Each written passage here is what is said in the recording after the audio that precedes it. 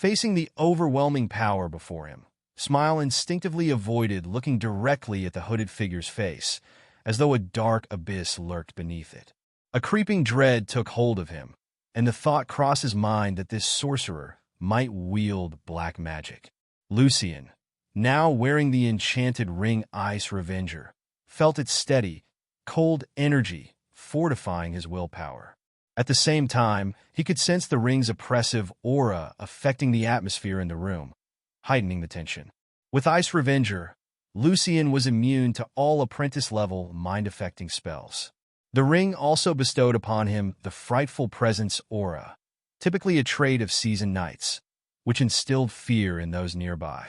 Without waiting for permission, Lucian stepped into the room and shut the door behind him. Under Smile's wary gaze, he casually took a seat and, in a deliberately harsh voice, began to speak. I encountered the apprentice by chance. She arranged a meeting between me and a sorcerer from the headquarters of the Continental Congress of Magic. I was eager to meet him, to find a place where sorcerers could practice freely. But before we could meet, she was killed, and I lost my chance. I intended to ask the young man named Lucian about it, but your owl found him before I could. Realizing that the sorcerer before him was not an enemy, Smile finally relaxed. Rubbing his hands together, he explained why he, too, had been searching for the mysterious sorcerer.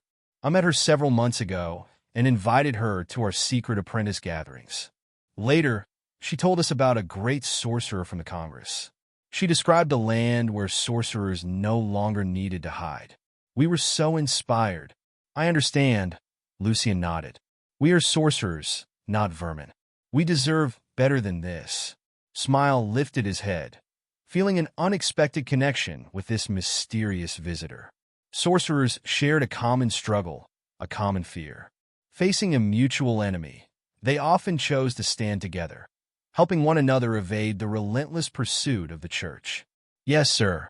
You must understand our excitement. Smile lowered his gaze again. We asked her to invite the sorcerer to one of our meetings. Though he never appeared, she brought a journal, Arcana, from him. Lucian's memory stirred.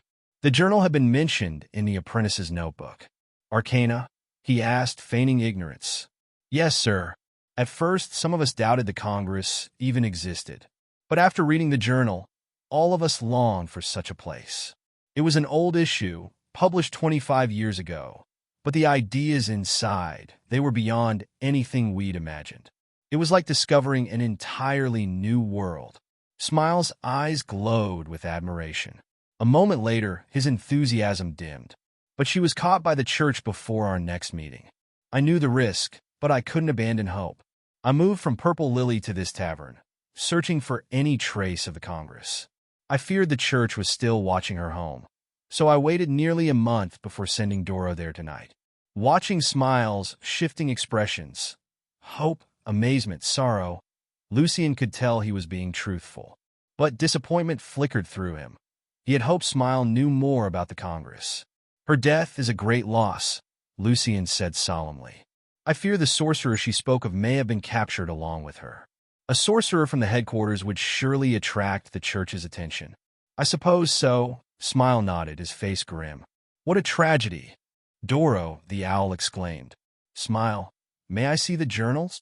Lucian inquired, hoping to glean any useful information from it. Smile shook his head. I'm sorry, sir. The journal isn't here. We take turns reading it. It's difficult for apprentices to comprehend, but I imagine for a true sorcerer like yourself, it would be far easier.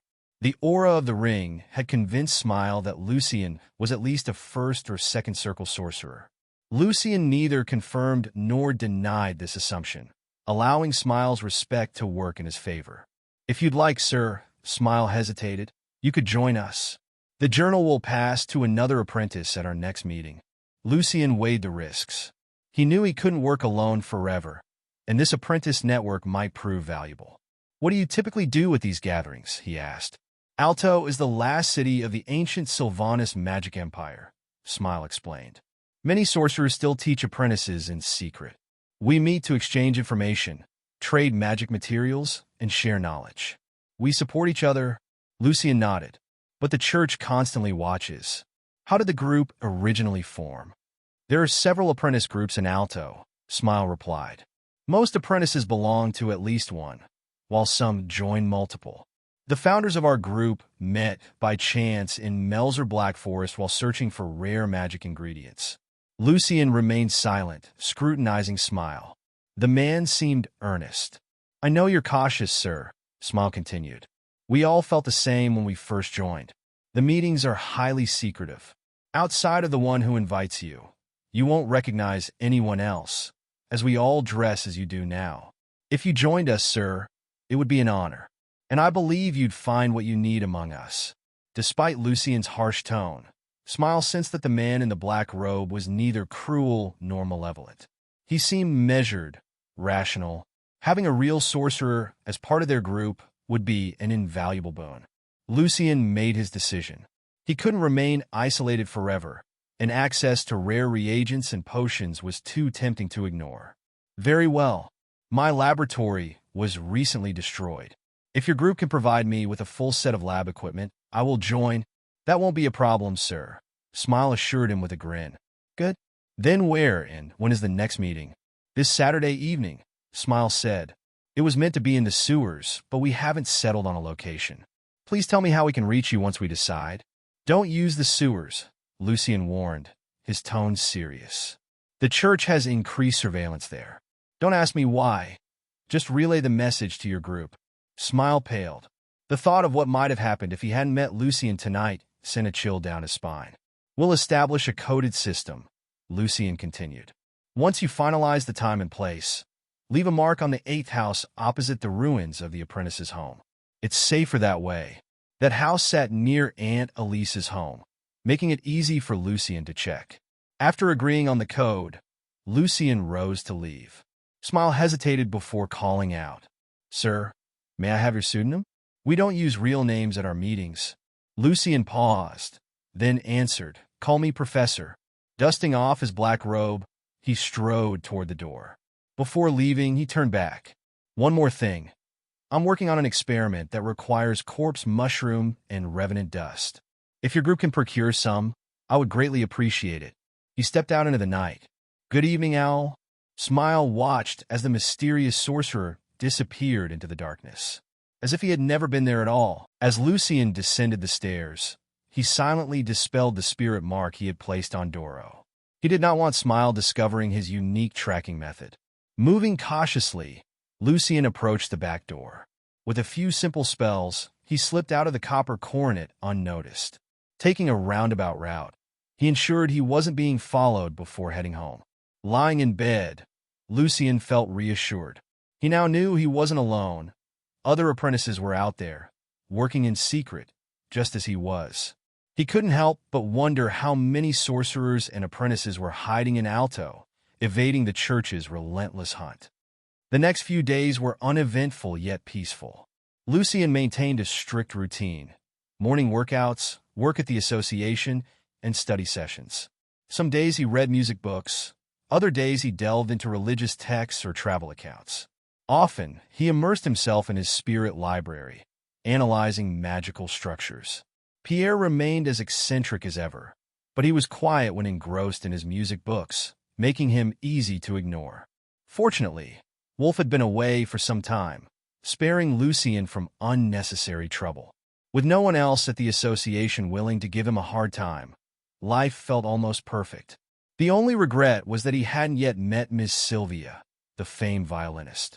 According to Pierre, she was a goddess-like beauty with immense talent. Pierre's constant praise piqued Lucian's curiosity, though Sylvia rarely visited the association. Beyond his music lessons, Lucian continued refining his literacy, though he required less time for it now, as his progress had been swift. Like his fellow students, he attended classes at Victor's home, where he dedicated another 2 hours to piano practice. His persistence never wavered. He played until his fingers ached and sweat dripped down his back. Evenings were devoted entirely to magic. Nothing could pull him away from his studies during these hours. On Friday evening, as Lucian walked toward Aunt Elise's home, he noticed unfamiliar markings on a nearby wall, patterns resembling casual doodles. but he understood their meaning immediately. 10 o'clock, Saturday night. The abandoned house in the easternmost area of Audiobook. Owl. His expression remained neutral, betraying nothing. He continued toward Elise's home as if he had seen nothing unusual. Lucian arrived at the meeting place 10 minutes early, clad in his black robe with Ice Revenger secured on his left hand. He had also checked his magic reagents before leaving home. The night was utterly dark. No moon, no stars, just thick clouds obscuring the sky. An owl's hoot broke the silence. Perched atop a tall willow tree, Doro stood watch. Beneath the tree, clad in his own black robe, was Smile. He had left his hood down for easy recognition. "Welcome, Mr. Professor." Smile greeted him before pulling up his hood. "I told the others about you. They're looking forward to meeting you. Some apprentices even hope to ask for your guidance. Of course, they are willing to compensate you." Lucian, unfazed by the subtle test, merely responded, "I specialize in astrology and elemental magic. If their questions pertain to those areas, I may be able to assist." Smile nodded. "Then please follow me, Mr. Professor." They stopped before the worn wooden door of the abandoned house. Smile knocked in a distinct rhythm before mimicking an owl's call. A few moments later, the door creaked open. A man in a black robe stood inside. His voice, altered by magic, greeted them. "This must be Mr. Professor." "Yes," Smile confirmed, his voice lower than usual. "Professor, this is Fire Wolf." "A pleasure." Lucian inclined his head slightly, his left hand hidden in his sleeve, ready to activate Ice Revenger if needed. Fire Wolf led them through a dimly lit living area to a heavy door at the back. Beyond it lay a staircase leading underground. "A basement," Lucian mused. "Why hadn't I thought of this? Instead of risking the sewers, I could build a hidden chamber beneath my own shack, or even a larger crypt in Melzer Black Forest for practicing advanced spells." The basement was modest in size. 11 low stools encircled a long wooden table, flickering candles providing sparse illumination. 8 robed apprentices were already seated. Lucian descended cautiously, followed by Fire Wolf and Smile. Once inside, they secured the basement door. Smile stood and addressed the group. "Everyone, we are honored to have Mr. Professor join us tonight. He is a true sorcerer, and his wisdom will be invaluable to us." He then introduced the apprentices one by one. "This is White Honey, Morning Star, Reindeer, White Glove, Oak, Philosopher, Mercury, and Hanger." "The honor is mine," Lucian responded, offering a respectful nod. "Forgive my directness, but my primary reason for attending is to examine the journal Arcana." "May I see it?" Philosopher, whose voice sounded aged, nodded. "Of course, Professor. Take your time. In the meantime, we can discuss various topics." He reached into his robes and produced a black hardcover book. "I also heard from Owl that you require lab equipment. I brought a full set tonight. If you can help me with a particular problem, I would gladly offer it to you as a gift." Lucian didn't open the book immediately. Instead, he scrutinized the cover. A series of thin silver lines intertwined, forming the word Arcana at the center. Below it, a smaller inscription read, "Volume 11, Year 392 of the Saint Calendar." The pages were parchment. Flipping to the table of contents, Lucian noted 24 articles. The first one caught his eye, discussion on the 5th failure of finding new planets. Intrigued, he began reading. The gravitational theory proposed by Douglas has significantly advanced force field studies, providing explanations for various spells. It also underpins the 3 laws of planetary motion, which are crucial to astrology and fortune-telling. Based on this theory, many powerful spells have been developed. Thus, if we consider classical magic to rest on 2 foundational pillars, gravitational theory represents one of them, force field magic. Yet a question remains. This theory allows us to predict planetary locations, confirming that our continent exists on a celestial body. Our world rotates and orbits the sun, just as other planets do. Using these formulas, we can locate celestial bodies with great precision. However, no sorcerer has successfully reached these planets through space magic, not even the most accomplished among us. While the calculations pinpoint their positions, they remain elusive in actual space.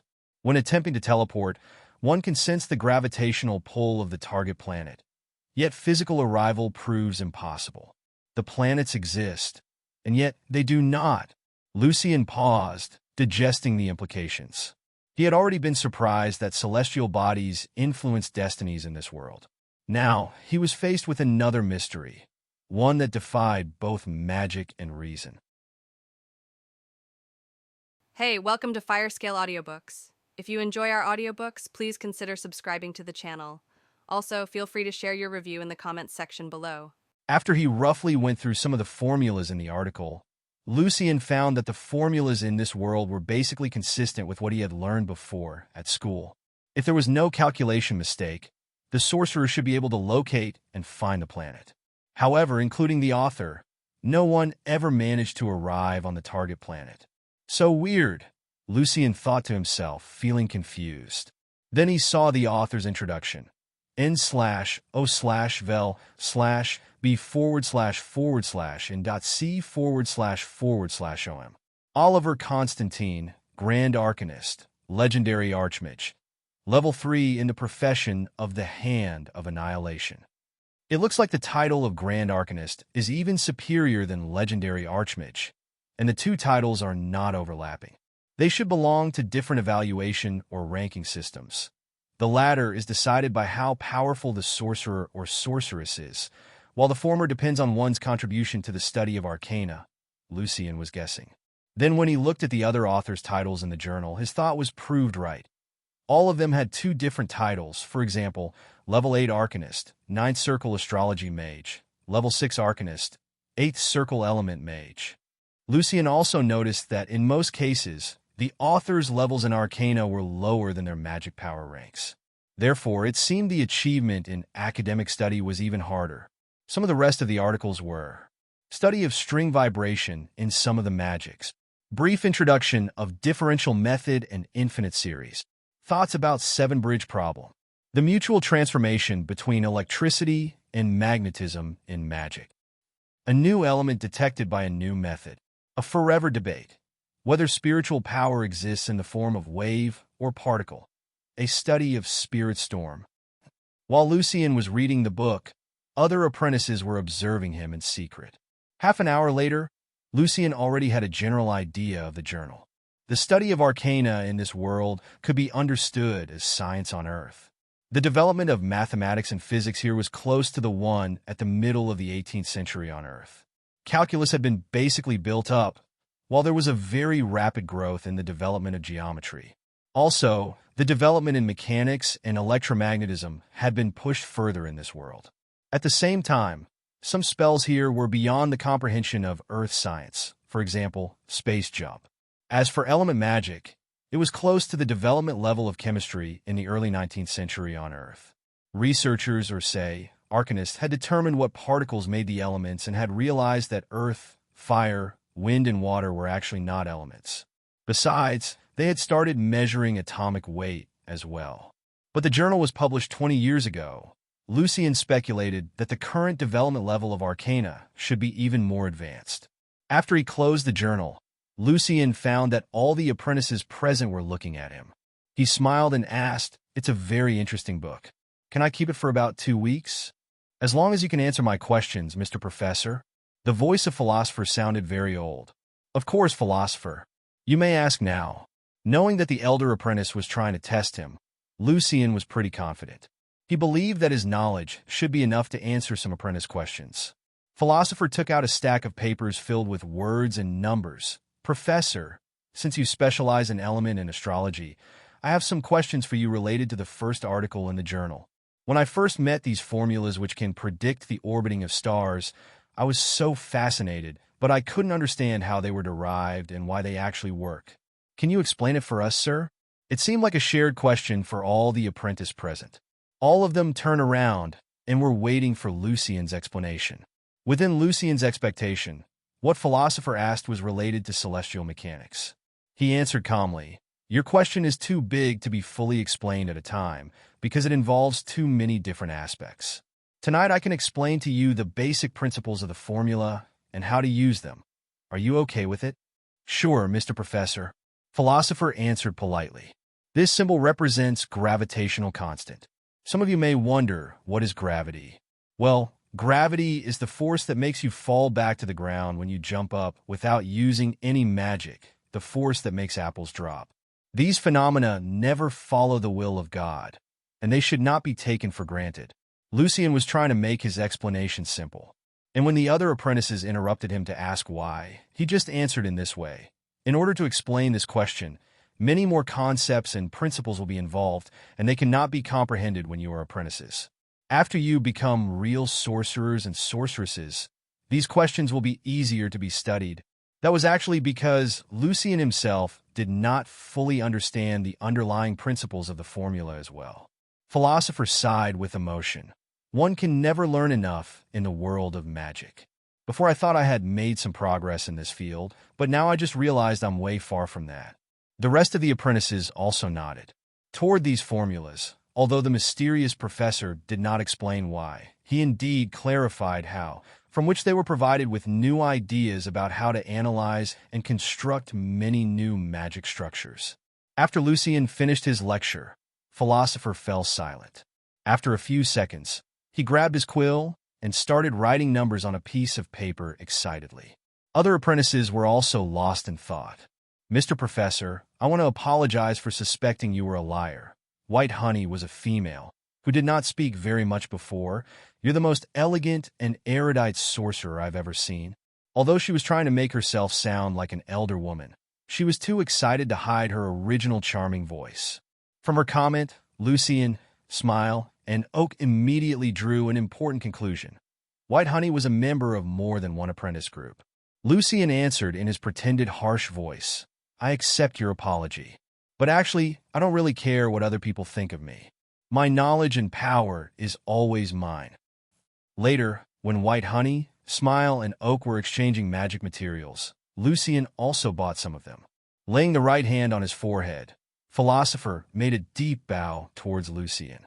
It was the manner of the ancient sorcerers. I want to extend my sincere thanks to you, sir, my mentor, Philosopher said, excitedly. Your explanation solved many of my questions. I'm hoping that, with your help, I can figure out how to analyze the key first circle astrology magic in order to become a real sorcerer. Mr. Professor, to show my appreciation, I hope you can accept this set of labware. Besides, you can choose any one of my stuff here. Mr. Professor, I heard that you need corpse mushroom, and I brought them here. I'm not sure if you're willing to solve a question of mine. Mercury was another female in the group who sounded quite nervous but also excited. Other apprentices were looking at Lucien respectfully, hoping to learn more from him. Lucien started feeling that he was a real professor now. Mercury took out a small box, in which there were 3 corpse mushrooms. One was darker than the other 2. She asked politely, You can take them all if you're willing to answer my questions, sir. Corpse mushroom was required in many magic potions. The average price was about 10 nars, and the darker ones were even more expensive. If they were badly in need, the price could be doubled or even more. Lucien couldn't resist the offer. He nodded, all right. Mercury found the article in the journal titled, A New Element Detected by a New Method, and asked, My question is about the basic elements. The author defines Tai, which is extracted from sunstones, as an element in this article, but I thought only earth, fire, wind, and water were basic elements. Her voice was slightly trembling, as if she knew that the answer to her question would overthrow all of her previous knowledge about element magic. In fact, the question was related to the important difference between the ancient and the contemporary magic system. Well, after a while, Lucien finally responded, Honestly speaking, I'm not sure neither. I studied the ancient magic system like all of you. In the past, I often found conflicts between some theories and my own experiment practices, and thus I started putting more thoughts on it. The reason that I'm able to explain those formula is not because I already have a deep understanding of them, but because many of the corresponding questions have been existing in my mind for a long time, and the article just solved them. It was very suspicious that a sorcerer who claimed himself to have nothing to do with the Continental Congress of Magic could understand all of the formula in the article.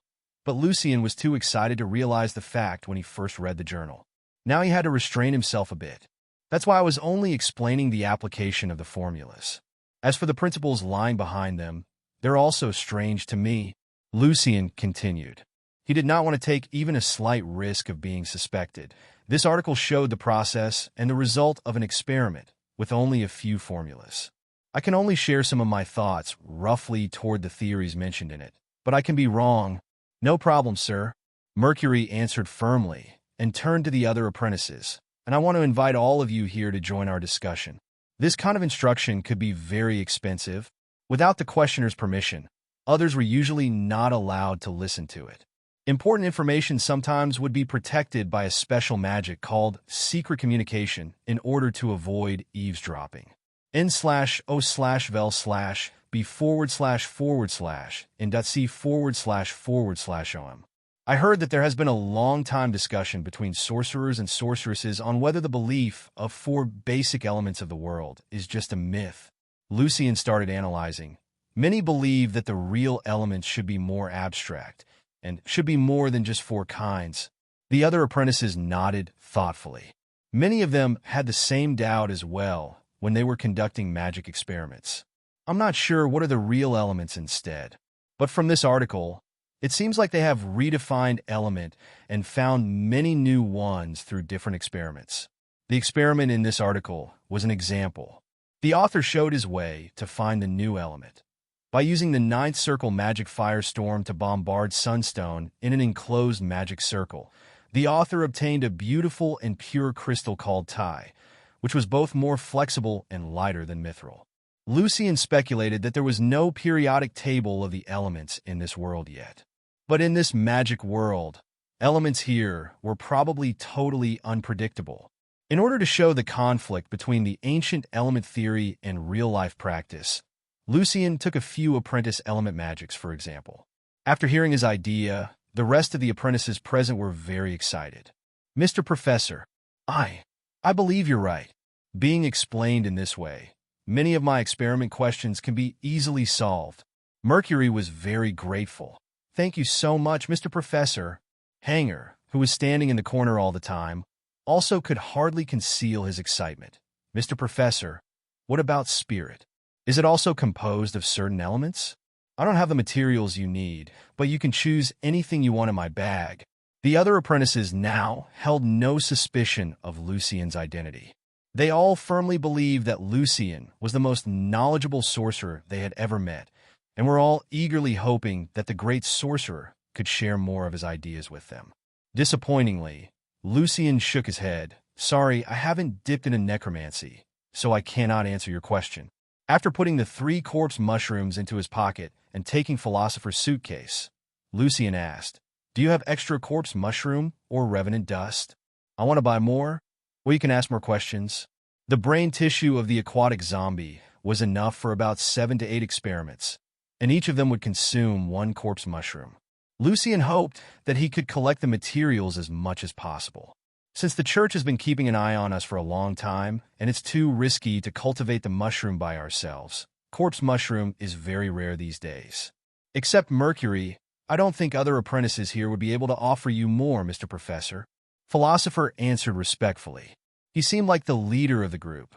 Like White Honey, Philosopher was a member of another 2 sorcerer groups. But the other sorcerers and sorceresses he had met were all very arrogant. They would only help the other group members who could offer something they really want or give instructions to their own apprentices. Therefore, he was very grateful for Lucian's help.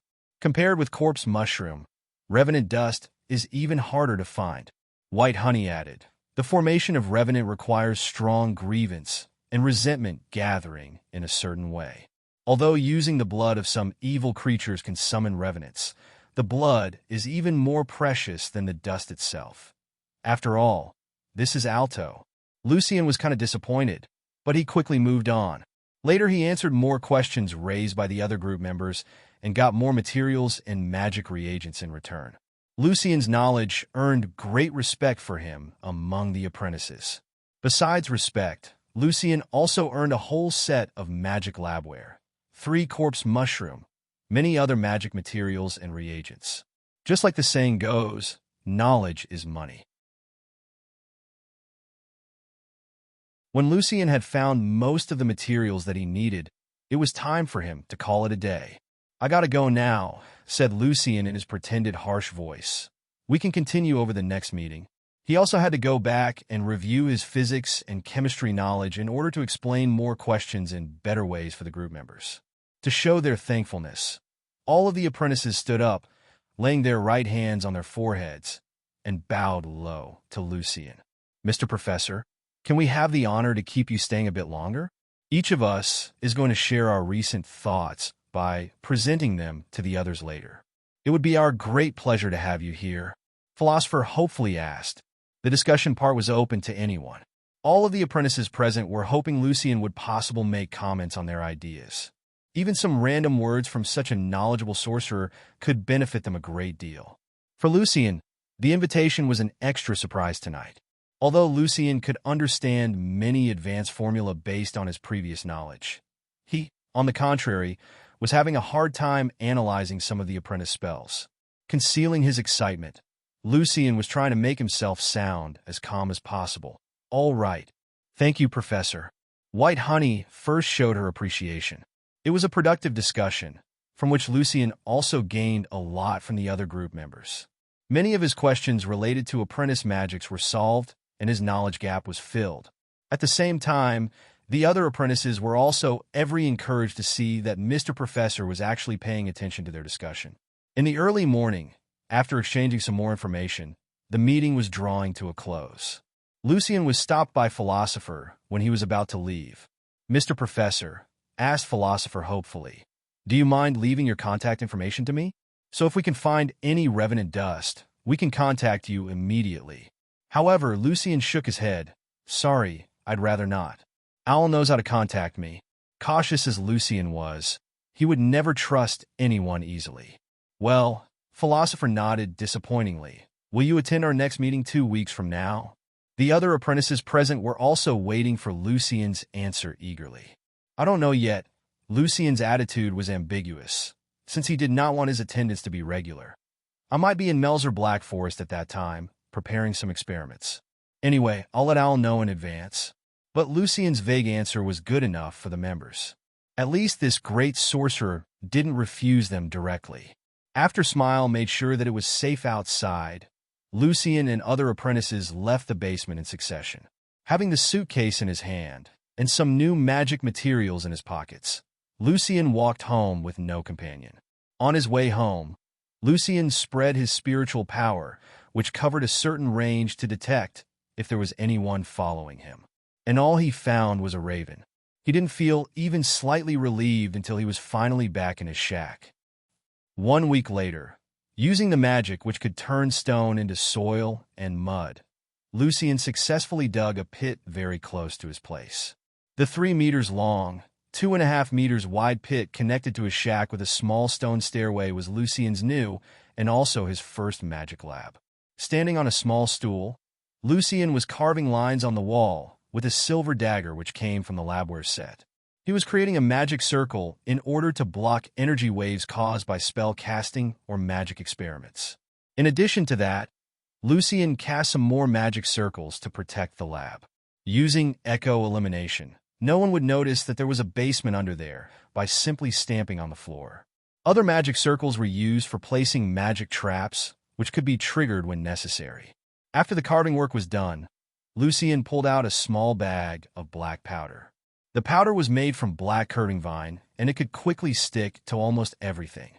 Carefully picking it out with the dagger, Lucien colored these lines with the black powder, and then he poured mercury on them little by little.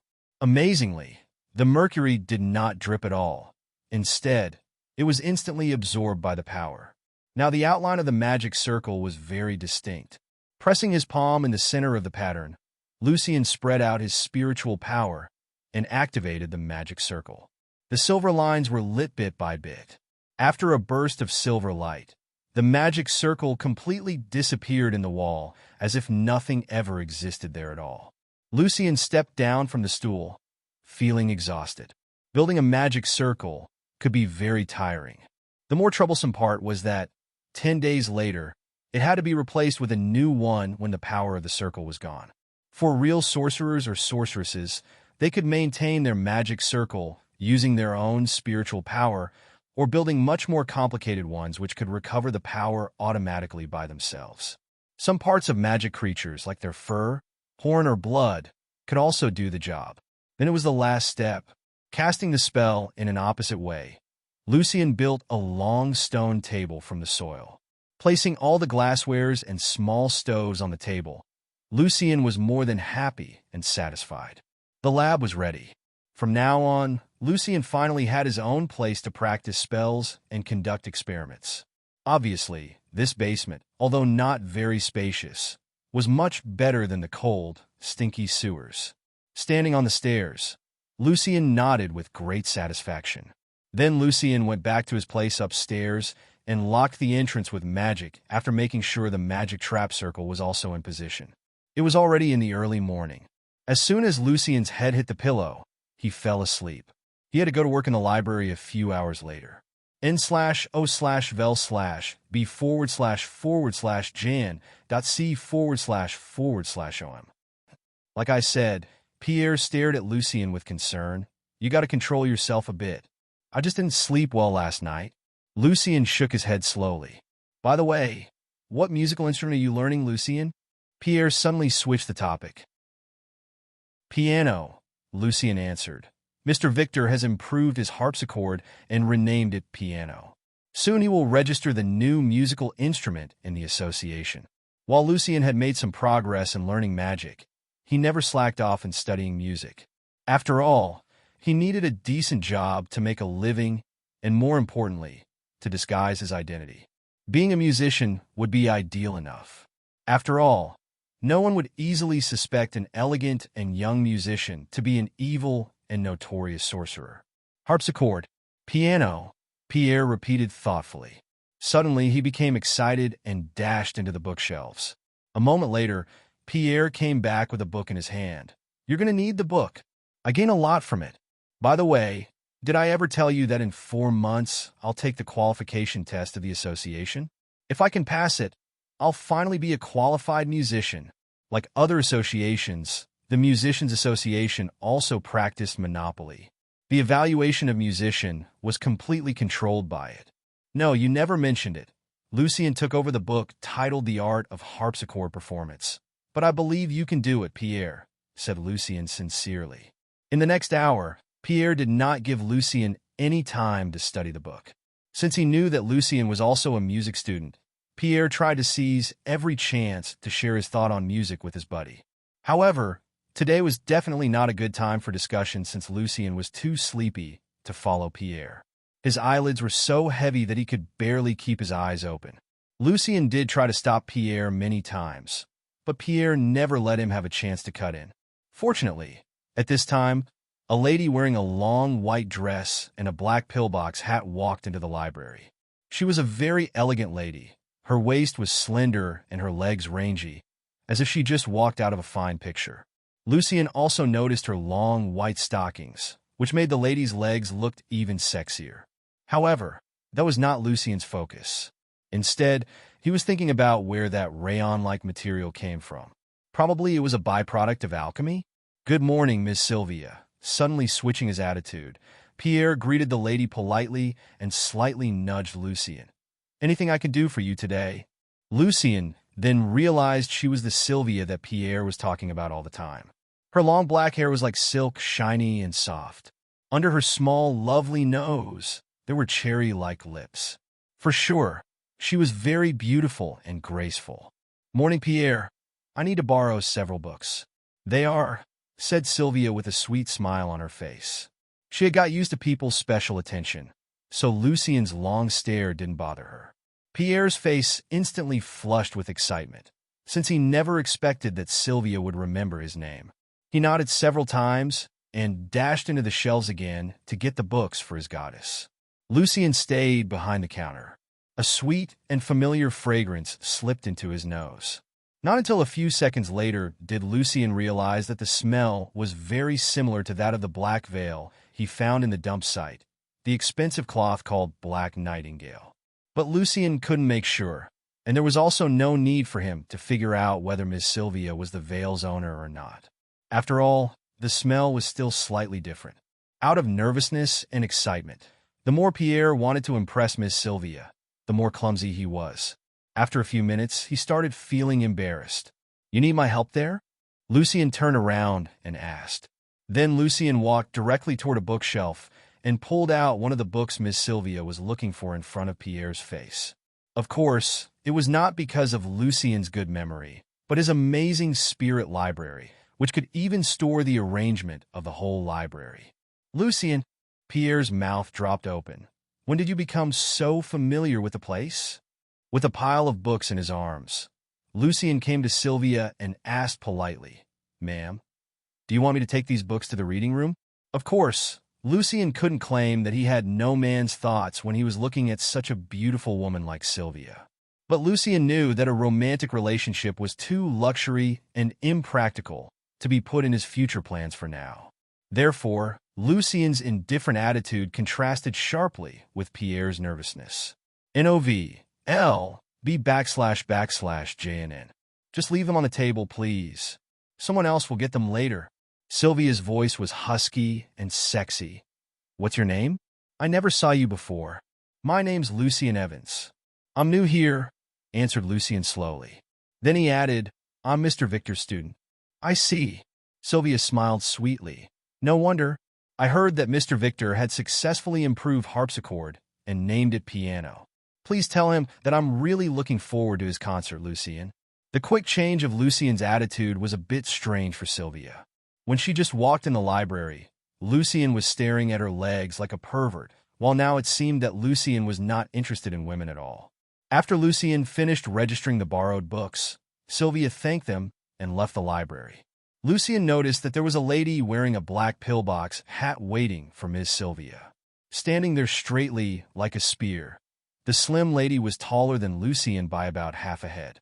Behind the lady stood a beautiful young maid and an elegant middle-aged woman.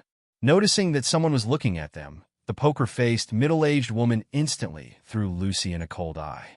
At that moment, Lucien felt he was suddenly thrown off a cliff and all the colors of the world faded.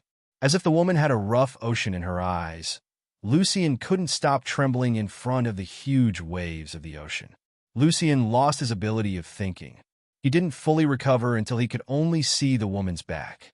The woman and the slim lady changed a few words, and the latter looked back at Lucien with some amusement in her eyes.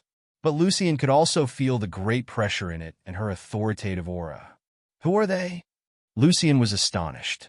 He had never met someone like them before in this world, especially the middle-aged woman. It felt like her gaze could easily disarm Lucien completely. Pierre came close to Lucien and made a long sigh. "Sylvia, she's my goddess." "I know. I was not very impressive, though." Then he nudged Lucien. "But, buddy, you can't just stare at Miss Sylvia's legs like that. That's too much." But Lucien paid no attention to what Pierre just said. "Wait, why do you look even paler now, Lucien?" Pierre asked, surprised. Weakly, Lucien asked in a trembling voice, Pierre, do you know who the other three madams are?" Lucien found himself only being able to recall the eyes of the last young lady, of her dangerous, blue eyes. "NOP, but I could imagine what happened." Pierre shrugged his shoulders. "Miss Sylvia has many noble lady friends, and some of them are knights who have awakened the blessing. Well, you were staring at her legs so impolitely, so one of her friends probably just gave you a lesson using her knight power." "I see. I wonder if the younger lady was Princess Natasha. Her power was so overwhelming. Except Princess Natasha, I don't think there's another female knight in Alto who has such power. And the middle-aged woman standing beside her might be her guard," Lucien said to Pierre thoughtfully. "No matter who they are, my friend, the noble ladies have nothing to do with you, and never will." Pierre patted Lucien on his shoulder. "Noble ladies would never waste a second on common folks like us. Although everyone was endowed with the blessing, offsprings of nobles always had a better chance of awakening the power. Therefore, nobles would never marry common people, but only nobles in order to keep their blood pure. Miss Sylvia is my goddess, but is too far away from me. All we can rely on is music, buddy," said Pierre earnestly, although he was the one who flushed his face just now. In the following several hours, Lucien was being tortured by his sleepiness. At noon, Lucien refused Pierre's invitation of having lunch together and was going back home to get some rest.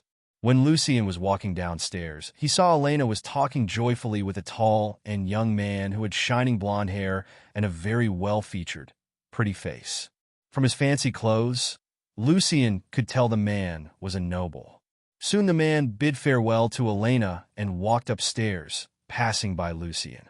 He was really a very good-looking man. Lucien came downstairs and talked to Elena half-jokingly. "You have feelings for him? Come on, Lucien. You're my friend, and you can't tell that was fake smile on my face?" Gently rubbing her face, Elena answered in a low voice. "He's Mackenzie Griffith, the second in line of the Griffith family, Director Othello's student, and also the #1 playboy in our association." "The Griffith family?" Lucien heard the name before. "Yes, Griffith." Elena nodded. "If I'm not mistaken, you know a lot, right?" "Mackenzie is his elder cousin. He's very good at playing harpsichord and violin." "I see. But why you don't like him? And why were you still pretending?" asked Lucien. "Well, I know I shouldn't talk like this about a noble, but he's a bastard. As a notorious playboy, Mackenzie is known for his misbehavior. He especially enjoys conquering women who do not have interest in him, who treat him coldly. It is said that once there was a girl from a common family who refused Mackenzie a few times. In the end, Elena pursed her lips with strong disgust. "Be careful, Elena," he said with concern. "But in a couple of years, you'll be married, I guess." "Get married." Elena slightly sighed and her eyes looked sad. "After seeing so many elegant musicians and gentlemen in the association, now it's impossible for me to marry an ordinary guy." What Elena said was true. Once a person had enjoyed many delicacies, plain bread and water became hard to swallow. "Then what's your plan, Elena?" As a friend, Lucien did care about her. "Well, probably to be a mistress of a noble or famous musician." Elena laughed when she saw Lucien's astonished face. "I'm just joking. I've saved some money, and I'm going to learn music like you, Lucien." "Wow, that's really cool, Elena." Lucien was impressed. An independent and hard-working girl was always impressive. "I know. Miss Sylvia is my idol. I wish someday I could also be an elegant and beautiful female music master like her. For such a music goddess, nobody would say that staying single in her age is a big deal, because she doesn't need a man at all. She has the world of music. Although I know many musicians in our association have a crush on her. Well, Mr. Victor is not included. Mr. Victor's wife had passed away almost 10 years ago. Since then, Victor remained single and put all his passion into music. Everyone in the association knew that, including Lucien. "So are you going to be Miss Sylvia's student?" asked Lucien. "I'll try, but Miss Sylvia rarely looks for new students." Elena nodded. Her green eyes were filled with happiness and excitement. "Or I can be your student, Lucien. When you become a good musician," she smiled. "It will be my pleasure." Lucien also laughed. With plenty of magic materials, Lucien didn't attend the apprentice meeting for the following several times. He had copied the journal Arcana in his spirit library before he buried it at the foot of the wall to let Smile take it back. From the marks left by Smile, Lucien could tell they were pretty disappointed and were still looking forward to his presence. But Lucien did not want to rush. He still needed a few more weeks to fully absorb the knowledge that he gained from both the journal and the last meeting. n/o/vel/b//n.c//om. Time went by. When Lucien was able to cast 9 apprentice-level spells consecutively at a time and was very close to moving to the next level, Intermediate Apprentice, there was only 1 month left before Mr. Victor's concert was held in the Psalm Hall. Being uninspired, this musician again became anxious and fretful. The tune of the 4th and also the last symphony just wouldn't come in Victor's mind.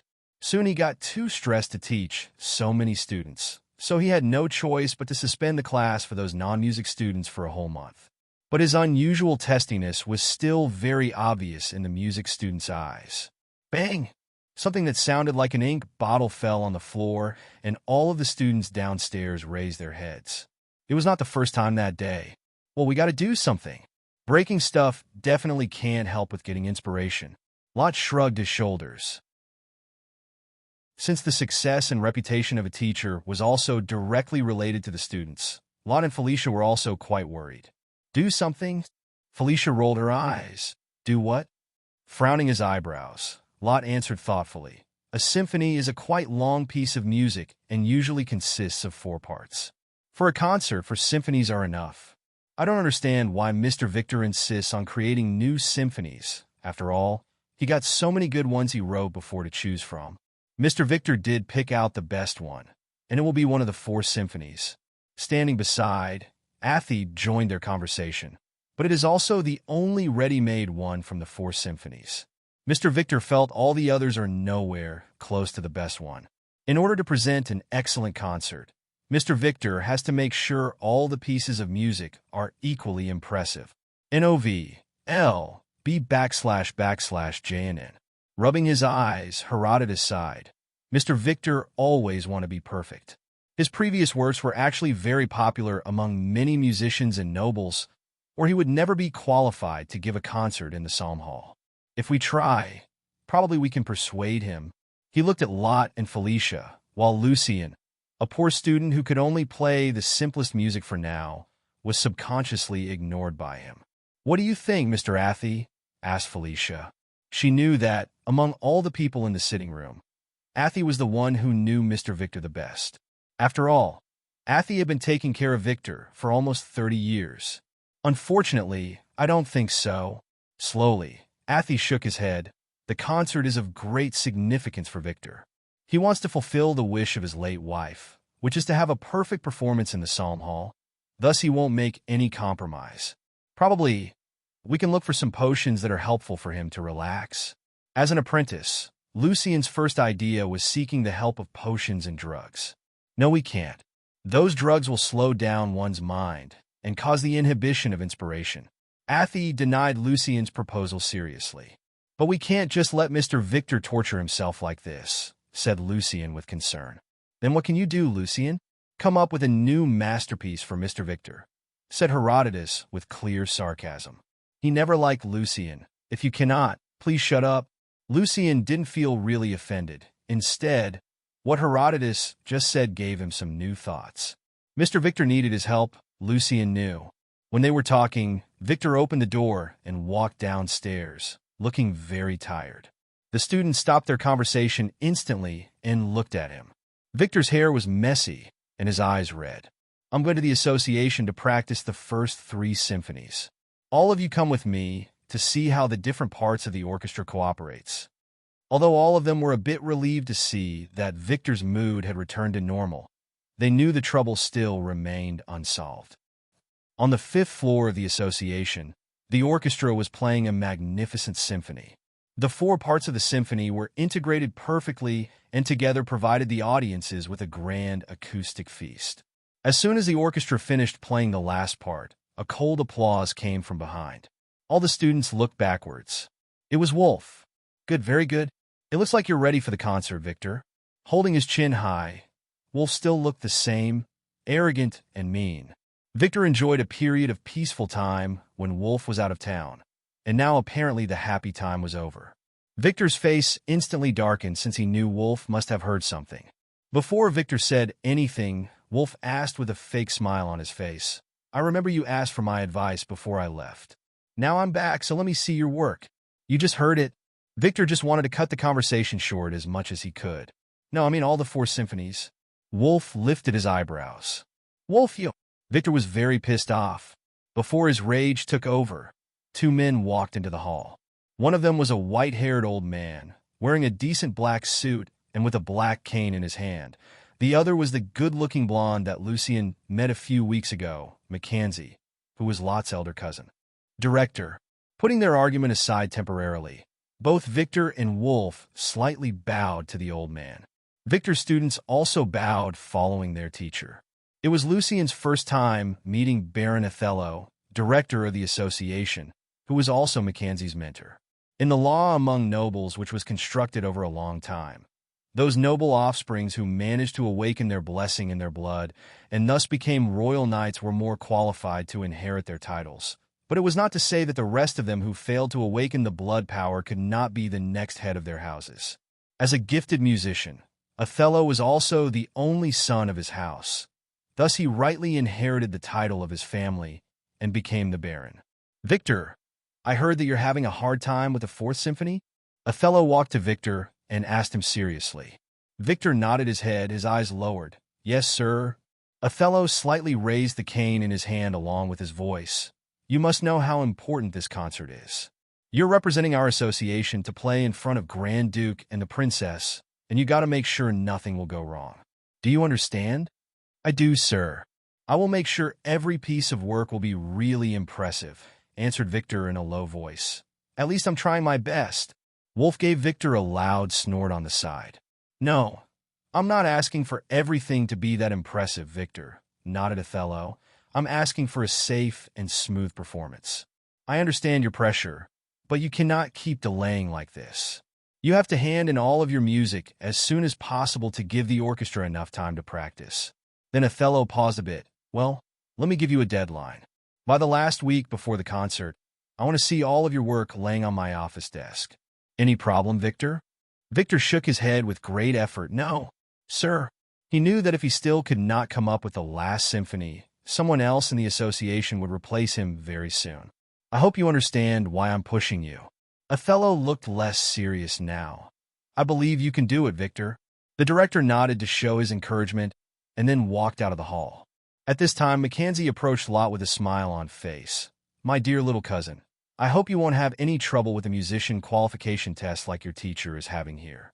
Although I'll be one of the examiners in the next 3 years, and I'm very looking forward to your violin performance, my integrity will never allow me to lower my standard. I don't need you to lower your standard, answered Lot, clenching his teeth. Then Mackenzie turned to Lucien. You know what? As a pauper, how lucky you are that you may have the chance to be a musician. It's not really wise wasting your time on fooling around with girls instead of practicing your skills. Lucien was very confused when he just heard Mackenzie's comment, but soon he realized he was talking about Elena. Recently, Elena spent some time with Lucien in order to learn more about music. Then Mackenzie left and caught up with Othello with a lovely smile on his face. In the family of Griffith, as the second in line to inherit the title, Mackenzie always spared no effort to please the housemaster. Oh my, Victor, you're still racking your wits about your last masterpiece. Pretending that he didn't know the fact before, there was a smile of triumph on Wolf's face. Enjoy, Victor. Enjoy your first play in the Psalm Hall, 'cause it may as well be the last. Before Wolf left, he glanced at Lucien. Is this your talented pauper student, Victor? Well, wish him good luck with his qualification test in the future. After all, your reputation is directly related to his. What a poor young lad. Wolf was amused by his own words. Laughing, he went out of the hall, while Lucien noticed that Victor's face was flushed and the blue veins on his hands stood out. Victor didn't loosen his fist until the gate of the hall slowly closed. With a long sigh, he turned around and said to Rhine and the rest of the orchestra, I'm going back to my office to finish my work. Everyone, keep practicing, please. Mr. Victor, please don't push yourself too much. Rhine put down his violin and walked to Victor. His face looked serious. I don't think you can come up with a good melody with your current mood. Victor's mind was being bothered by fatigue, depression, and anger at the same time. He nodded. Thank you, Rhine. I just need some rest. Lucien, Lot, you two accompany Mr. Victor to his office. Felicia and Herodotus, you two keep practicing, Rhine said to the students. On the way to the 3rd floor, Victor didn't say anything. Neither Lucien nor Lot knew what to do, so they just followed him silently. Before leaving the office, Lucien noticed that Victor was looking at a lifelike portrait hanging on the wall. On the portrait, there was a beautiful young woman with a smile on her face. She had black hair and black eyes. When Lucien closed the door, Victor was still staring at the portrait like a statue. When Lucien and Lot came back to the practice room on the 4th floor, they saw Felicia and Herodotus were lost in thought. Well, Lot tried to break the silence. All director Othello asked was to give a smooth concert. Mr. Victor might feel less stressed now. Apparently, his words didn't help. Come on, I care about Mr. Victor's performance very much. Okay. Lot hurriedly added, you all saw my cousin Mackenzie. If Mr. Victor's concert can be a huge success, I can call myself the student of a top musician, which will help me with my qualification test. Felicia puckered her mouth a bit. Yes, we are all linked to Mr. Victor. I'm worried about him. If the concert goes wrong, I can't imagine what is waiting for him. On the other side, Herodotus leaned his forehead against his violin, murmuring. Lucian got ignored again, but he didn't care at all.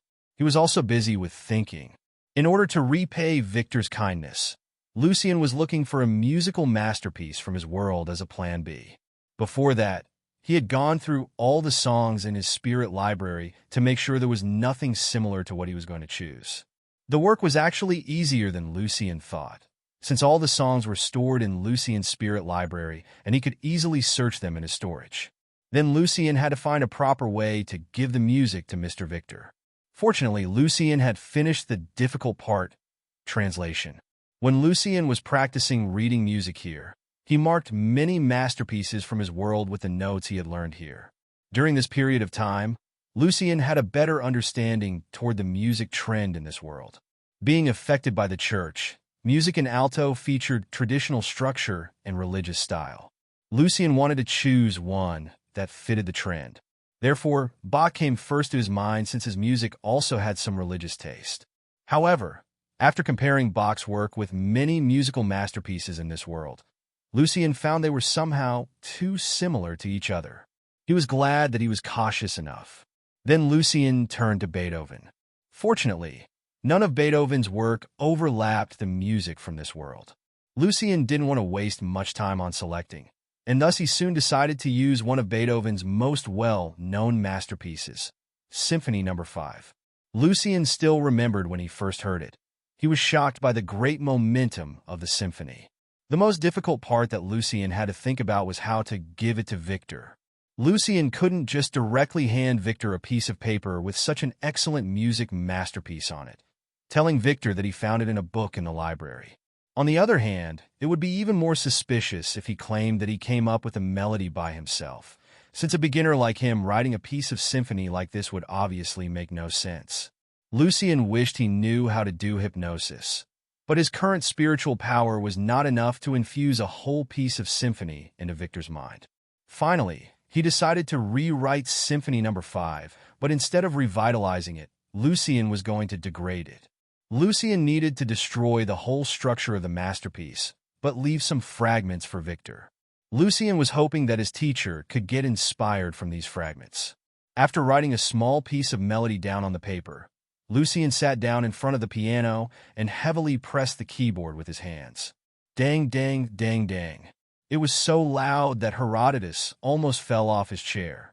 Following the magnificent beginning, the rest part of the melody was like a disaster. "What the heck are you doing?" Lot asked while frowning his eyebrows. "I want to help Mr. Victor. What I saw today made me feel depressed but also angry, and this combined emotion just gave me some inspiration. I'm going to write it down," Lucian explained. "What?" Lot almost laughed. "Are you saying you are writing a symphony? How long have you been learning music? You don't really understand how to play piano yet." Felicia's voice became higher. Spreading his hands, Lot replied directly.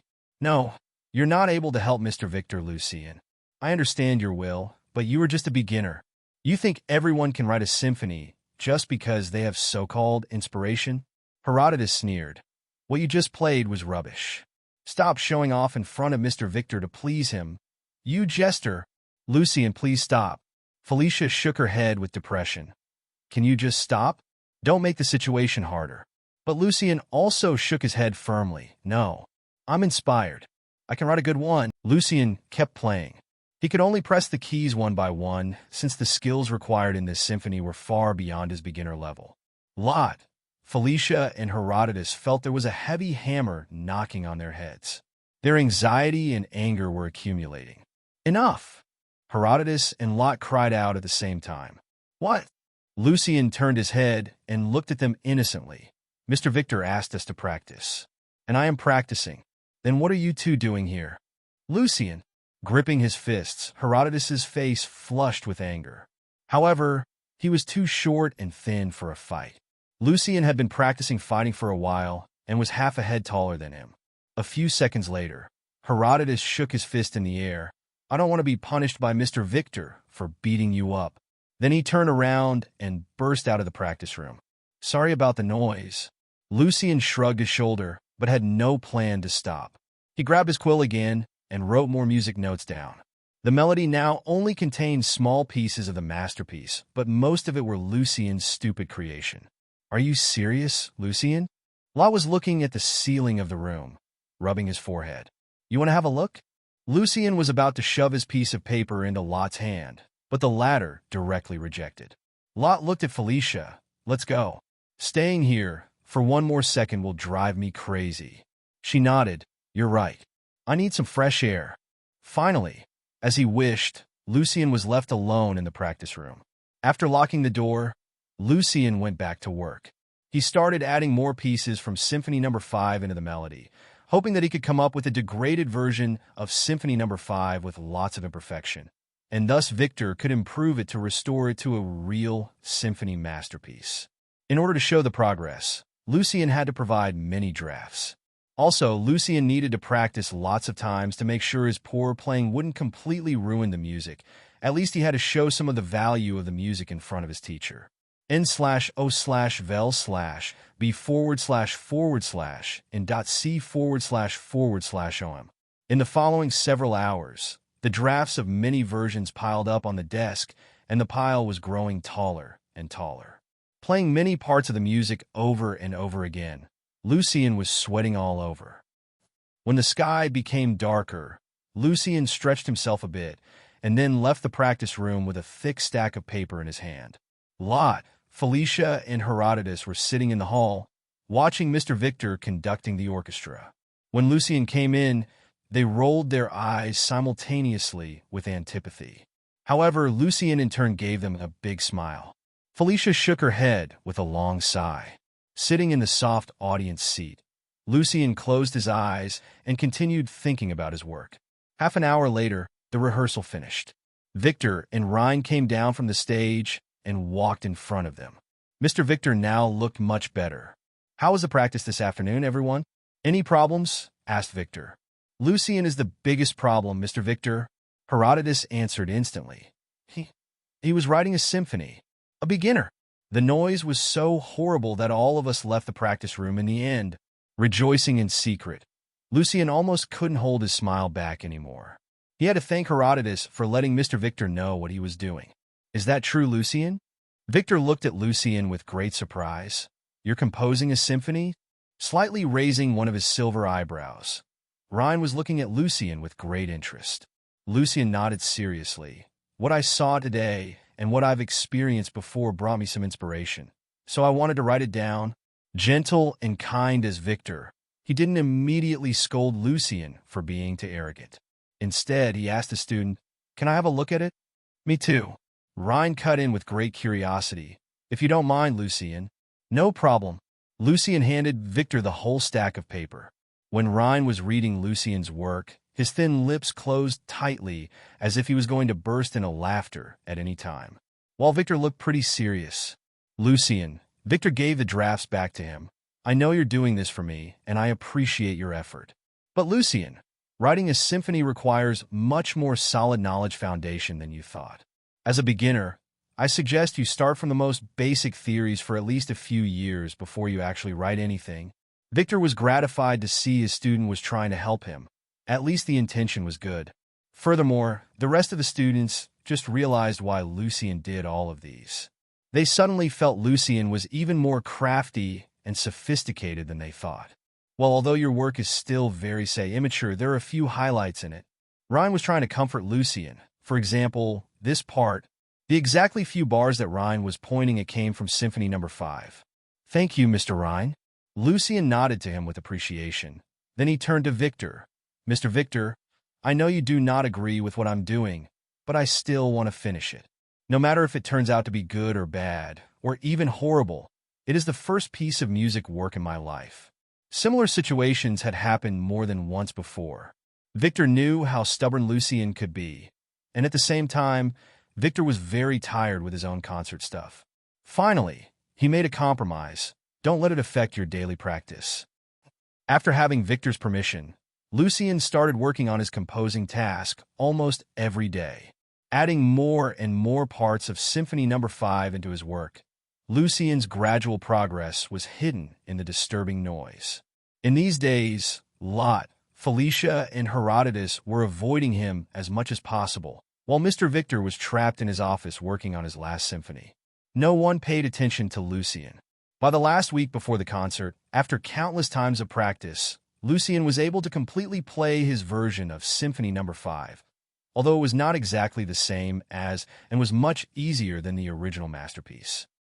After pressing the last key, Lucien slowly removed his hands from the keyboard. A feeling of accomplishment rose in his mind. Through the 3 weeks of diligent practice, now Lucien could play the masterpiece relatively fluently with some simple skills. Of course, it was not perfect, but Lucien believed that Mr. Victor could easily tell its value. Lucien, you. Felicia was standing beside the door with her hand on the doorknob, looking very confused but also surprised. Felicia, sorry, I didn't notice you were here. Lucien stood up and pushed the piano stool under the keyboard. What did you say? The song you played was quite impressive. You've made great progress. Felicia looked away. She was not used to making compliments, especially to Lucien. n/o/vel/b//and.c//om. Thank you, Felicia. Grabbing his music sheets, Lucien walked to Felicia. I gotta go now. It looks like a storm is coming. In the month of harvest, September, there was always a downpour every few days. The weather today was very muggy, and the sky was much darker than usual. Yes, sure. See you tomorrow, Lucien. Felicia was kind of distracted. When Lucien came downstairs, he saw Athy asking the servants to do cleaning there. Lucien walked toward him and asked, Mr. Athy, did you see Mr. Victor? I have something to tell him. Mr. Victor just left for the cemetery. I'm afraid he might not be able to come back until late. Athy was always polite and serious. Would you like to leave a message? It's all right. I'm not in a hurry. Thank you, Athy. Lucien waved his hands. He could talk to Victor in person the next day. Tonight, he had some magic experiments to carry out, which were his priority. In the last few weeks, Lucien managed to read the journal Arcana many times. With the help of the literature stored in his spirit library, his basic knowledge foundation grew more solid. Combining that with what he had learned about vibrational frequency, Lucien improved the spell Homen Oscillation and created 2 new apprentice-level spells. For most apprentices, the development of their spiritual power often was much faster than the accumulation of their knowledge. Lucien, on the other hand, was facing a totally opposite situation due to his background. His spiritual power was still insufficient for casting 10 apprentice spells consecutively at a time. In the early evening, on his way to Annie Elise's place, Lucien noticed that there was a new secret message on the wall. We have news about the evil creatures. Tonight, 10 o'clock. The same place, said the secret message. Lucien kept walking as though he saw nothing. In his mind, he was guessing the intention of this message. He never attended the meeting after his first appearance, so it seemed they were using the information to lure him. Another reason that Lucien was this cautious was the raven he saw last time on his way back home from the apprentice meeting. When Lucien first encountered the raven, he didn't put any thought into it, since there were countless ravens in Alto. However, afterwards he recalled what he had read in the notes. Raven was the most common summoned pet. The more he thought about it, the more concerned he felt.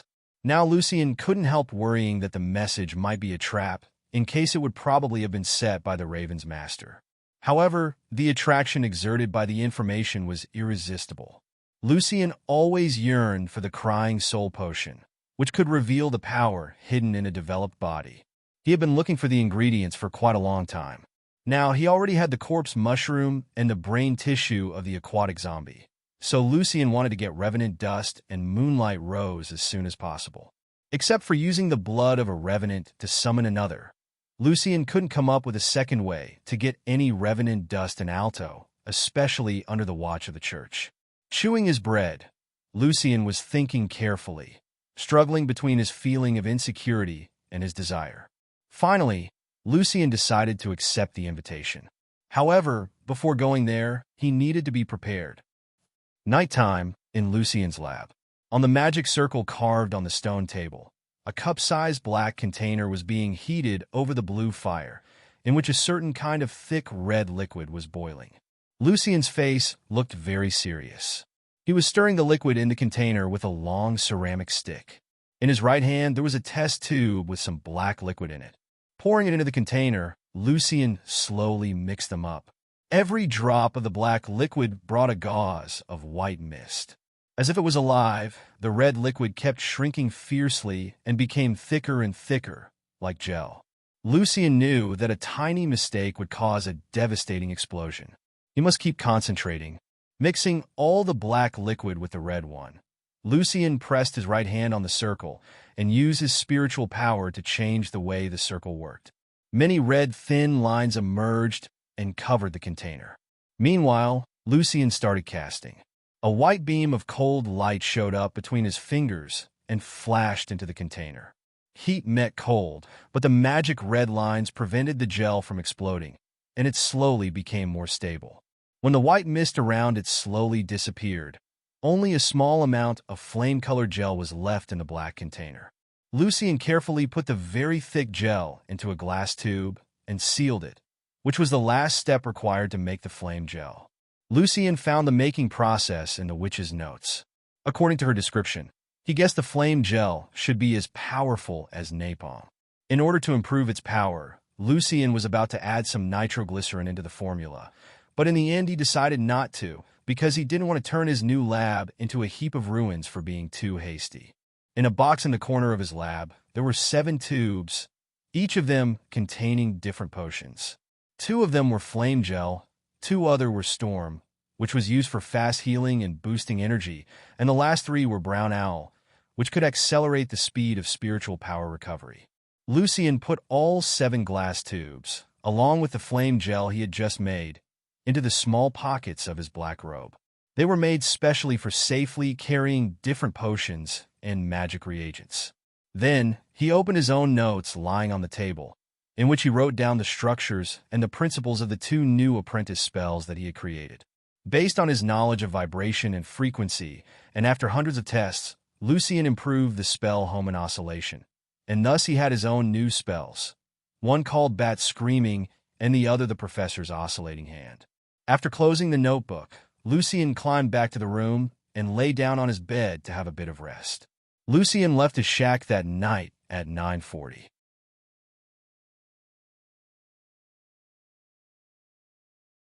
The night was hot and suffocating. A storm was coming. Lucien purposely chose a different way, approaching the abandoned house from beside the tall willow, which took him more than 10 minutes. Standing in the shadow, he did not approach the building immediately. Instead, he stayed there for a while and noticed there were 3 people dressed in black robes standing in front of the abandoned house. From their figures, Lucien could tell one was Smile and another one was Philosopher. However, Lucien could not recognize the third person. Thus, he did not lower his guard. Grabbing a black, weird-shaped magic reagent in his hand, he silently cast a spell. The thing in his hand started trembling faster and faster, and ultrasonic waves began to expand outwards in all directions. That was Bat Screaming, the first spell created by Lucien on his own. Lucien was inspired by bats, using ultrasonic waves to detect objects like a radar. By reading the witch's notes, Lucien became aware that many sorcerers and sorceresses would hide their magic aura, which was brought by their spiritual power, on purpose to avoid being found by their enemies. When Lucien was learning the apprentice spell, called Magic Aura Detection, he realized that the apprentice-level detection spell would be ineffective when facing corresponding defensive spells of higher levels. Thus, Lucien combined Magic Aura Detection with his knowledge of ultrasonic wave and created Bat Screaming, which could even detect objects with no spiritual power or that released no magic aura. Of course, Bat Screaming could also fail if a sorcerer or sorceress knew the spell in advance. They would still have other ways to avoid being found. Therefore, choosing proper spells was of great significance in a magic battle. The ultrasonic waves were like invisible water waves spreading around Lucien. When the waves hit something, they would reflect back to the black reagent in his hand. Lucien kept focusing on the spell and gradually pictured the surroundings, as if he was observing all around him carefully in broad daylight. The detection range has a radius of about 100 meters, and it is a three-dimensional detection. Lucian thought to himself, there's an owl on the tree. Yes, it's Doro. Well, there's a raven, the raven. Lucian recognized the raven that he encountered the other night. This time, Lucian felt the magic power in this pet, but he could tell the raven's master was very cautious as nothing weird happened since he met it the first time. Its master was only watching and waiting for something. I should come up with an infrared spell. Then I would be able to see the inside of the buildings. A new idea hit Lucian's mind. The black thing Lucian was grabbing was a dried bat pituitary, and after some time it turned into a small pile of ashes and slipped through his fingers. For now, his spiritual power was not enough to cast the spell without using the additional component. Lucian was still hesitant since he could not make sure who the third person was. At this time, the person started talking in a relatively loud voice. Mr. Professor, I think you're here, but you're still watching. I'm White Honey, Mr. Professor. It was my mentor who found the trace of the evil creature. He respects your profound knowledge, and he hopes to meet you. A moment later, Lucian walked out of the shadow and approached the willow slowly. Nice to see you again, White Honey. Lucian nodded to her. It's my honor winning your mentor's respect, but at the same time, it seems like your mentor doesn't trust me very much. Mr. Professor? White Honey looked very surprised. The raven. You know what I'm talking about. Lucian looked into the darkness. You found Ashley? White Honey looked in the same direction. It's impossible. White Honey wondered. It's nighttime, and the magic light of the raven has been hidden on purpose. How did he notice Ashley? She now felt that the mysterious Mr. Professor was even stranger. When Lucian looked in that direction, the raven on the branch started to fall to the ground as if it was suddenly struck by lightning. Fortunately, the raven spread its wings in time and swiftly flew away, disappearing in the dark sky. You'd better explain this, White Honey. Smile and Philosopher asked in great anger.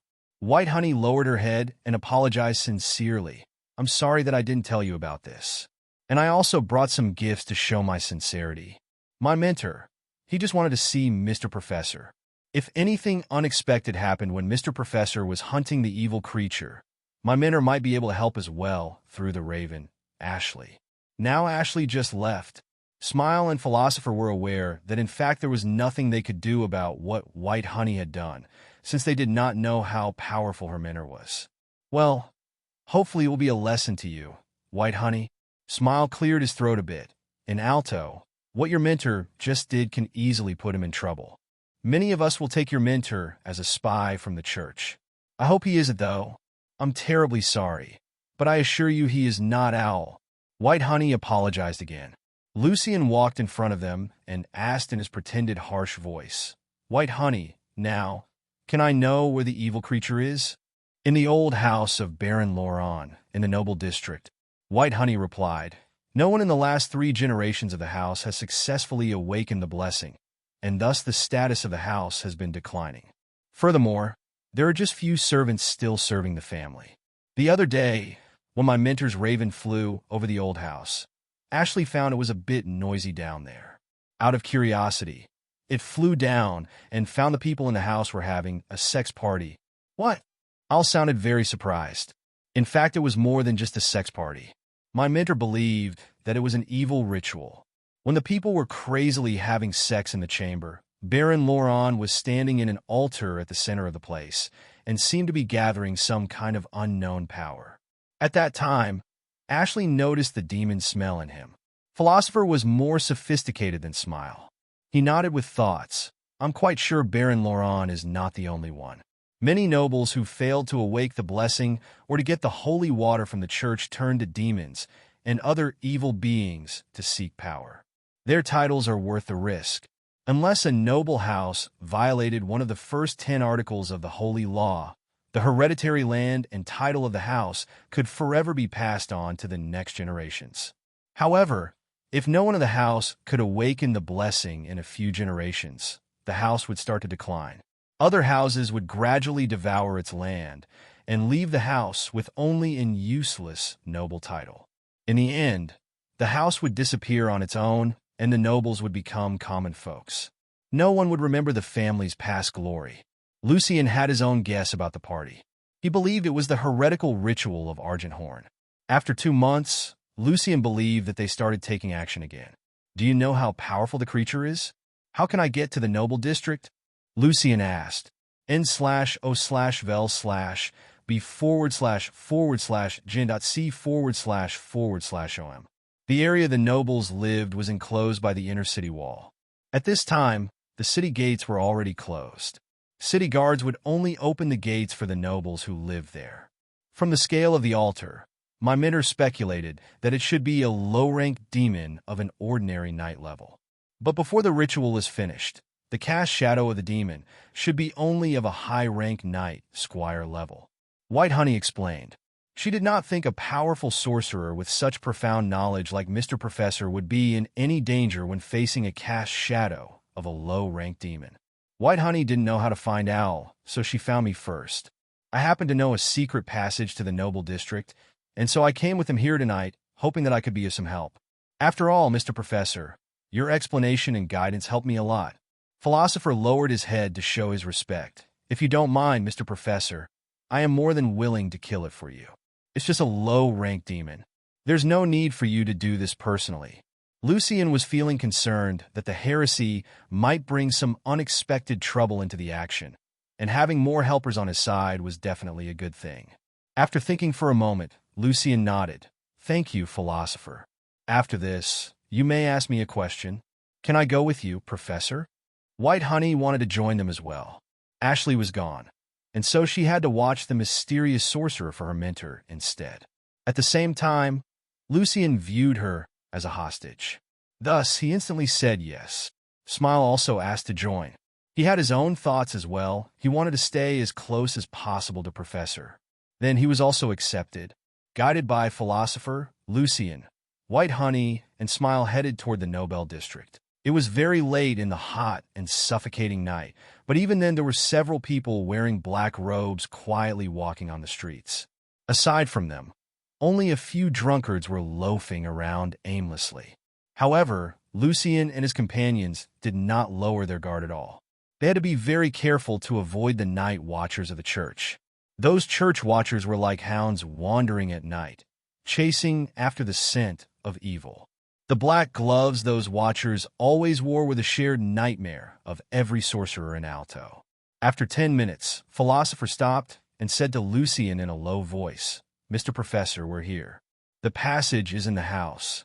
The house was sitting on the boundary of the Noble and Audieron districts, looking pretty plain, even old, and was enclosed by a few dilapidated buildings. Each of them examined the house separately to make sure there was no magic trap in the building, while Lucian used bats screaming and secured the surroundings. Then they followed Philosopher and entered the house. From the thick spider web hanging down from the girder and brushing his forehead, Lucian could tell this place had been abandoned for a long time. Some beggars used to stay here overnight. But recently, all the beggars in Alto went missing. Philosopher said casually when he was walking. Neither Lucian nor White Honey replied. Only Smile asked out of surprise. All missing? What's possible for the beggars to do? Where could they have gone? I have no idea as well. Owl, answered Philosopher. Some said this had something to do with the evil creature, while Lucian and White Honey remained silent. When they came to one of the bedrooms, Philosopher started removing some old crates which were hiding a secret entrance behind them. Cold wind came from the passage, but the air smelled fresh. That meant it was being used pretty frequently. How does Philosopher know the secret passage? Is he one of the nobles? Lucian felt a bit confused. However, obviously he could not ask that directly. When they all came into the secret passage, Philosopher prudently closed the entrance behind them. Lucian noticed many magic circles on the ceiling. Philosopher, Smile noticed them as well. What are these for? Don't worry about it. In case of emergency, the magic traps will be activated to destroy the passage. Philosopher answered with a smile. I like your prudence. Lucian commended in his pretended harsh voice. I agree. I'm feeling more assured now. White Honey smiled. Another 10 minutes later, Philosopher, Lucian, Owl, and White Honey climbed out of the secret passage from a dark corner. Under the cover of the shadow of the tall trees, Soon they came in front of Baron Lawrence's old three-floor house. Beside the iron gate of the house stood a guard wearing a set of plain leather armor. Compared with the many guards on the other nobles' properties who were wearing silver chainmail, the single guard here was clearly showing the family's decline. Only one guard is here. We can go in there directly. Smile proposed. Leave this to me. Philosopher took a step forward. Leave this to an apprentice from the School of Astrology. I agree. Philosopher can handle this. Lucian nodded under his hood. Then let me help you, Philosopher. Smile came closer to Philosopher. Luke was yawning in front of the big iron gate, complaining about the Baron in his mind. Party, party, and party. Baron Laurent doesn't even have enough money to pay us guards. 10 nars every month for standing here the whole night? Come on. The old Baron was paying my grandpa and dad 20 nars a month. A sudden owl hoot interrupted Luke's thought, since it sounded a bit weird. Go and catch your mice. You nasty thing. Luke swore. Luke couldn't see anything in the darkness. However, when he turned around, he suddenly saw a ghost in a black robe standing a few steps away from him. Before Luke opened his mouth to scream, he saw the ghost's face under the hood. Except for the two eye holes, its nose, mouth, and ears were blurred together. The ghost slowly raised its head. It was looking at Luke through the two dark holes, in which there were countless stars. The stars were shining like a dream. Stars, Luke murmured. All of a sudden, he felt completely relaxed, as if he was facing the person who he trusted the most in the world. Philosopher clearly knew that Luke had been hypnotized.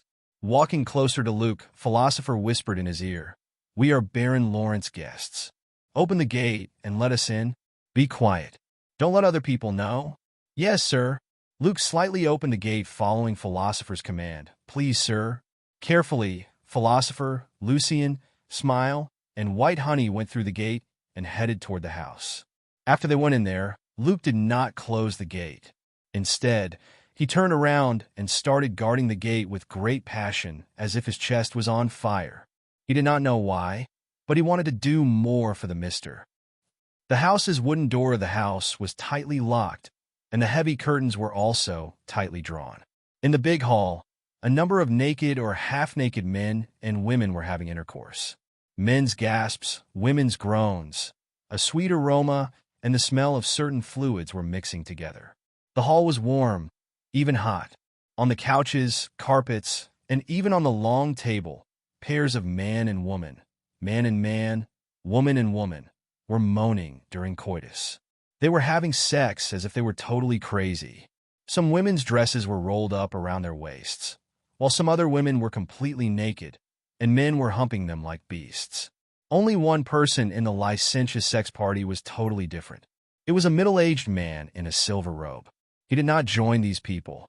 Instead, he raised his hands up and closed his eyes, as if he was enjoying the moans and was listening to someone talking to him.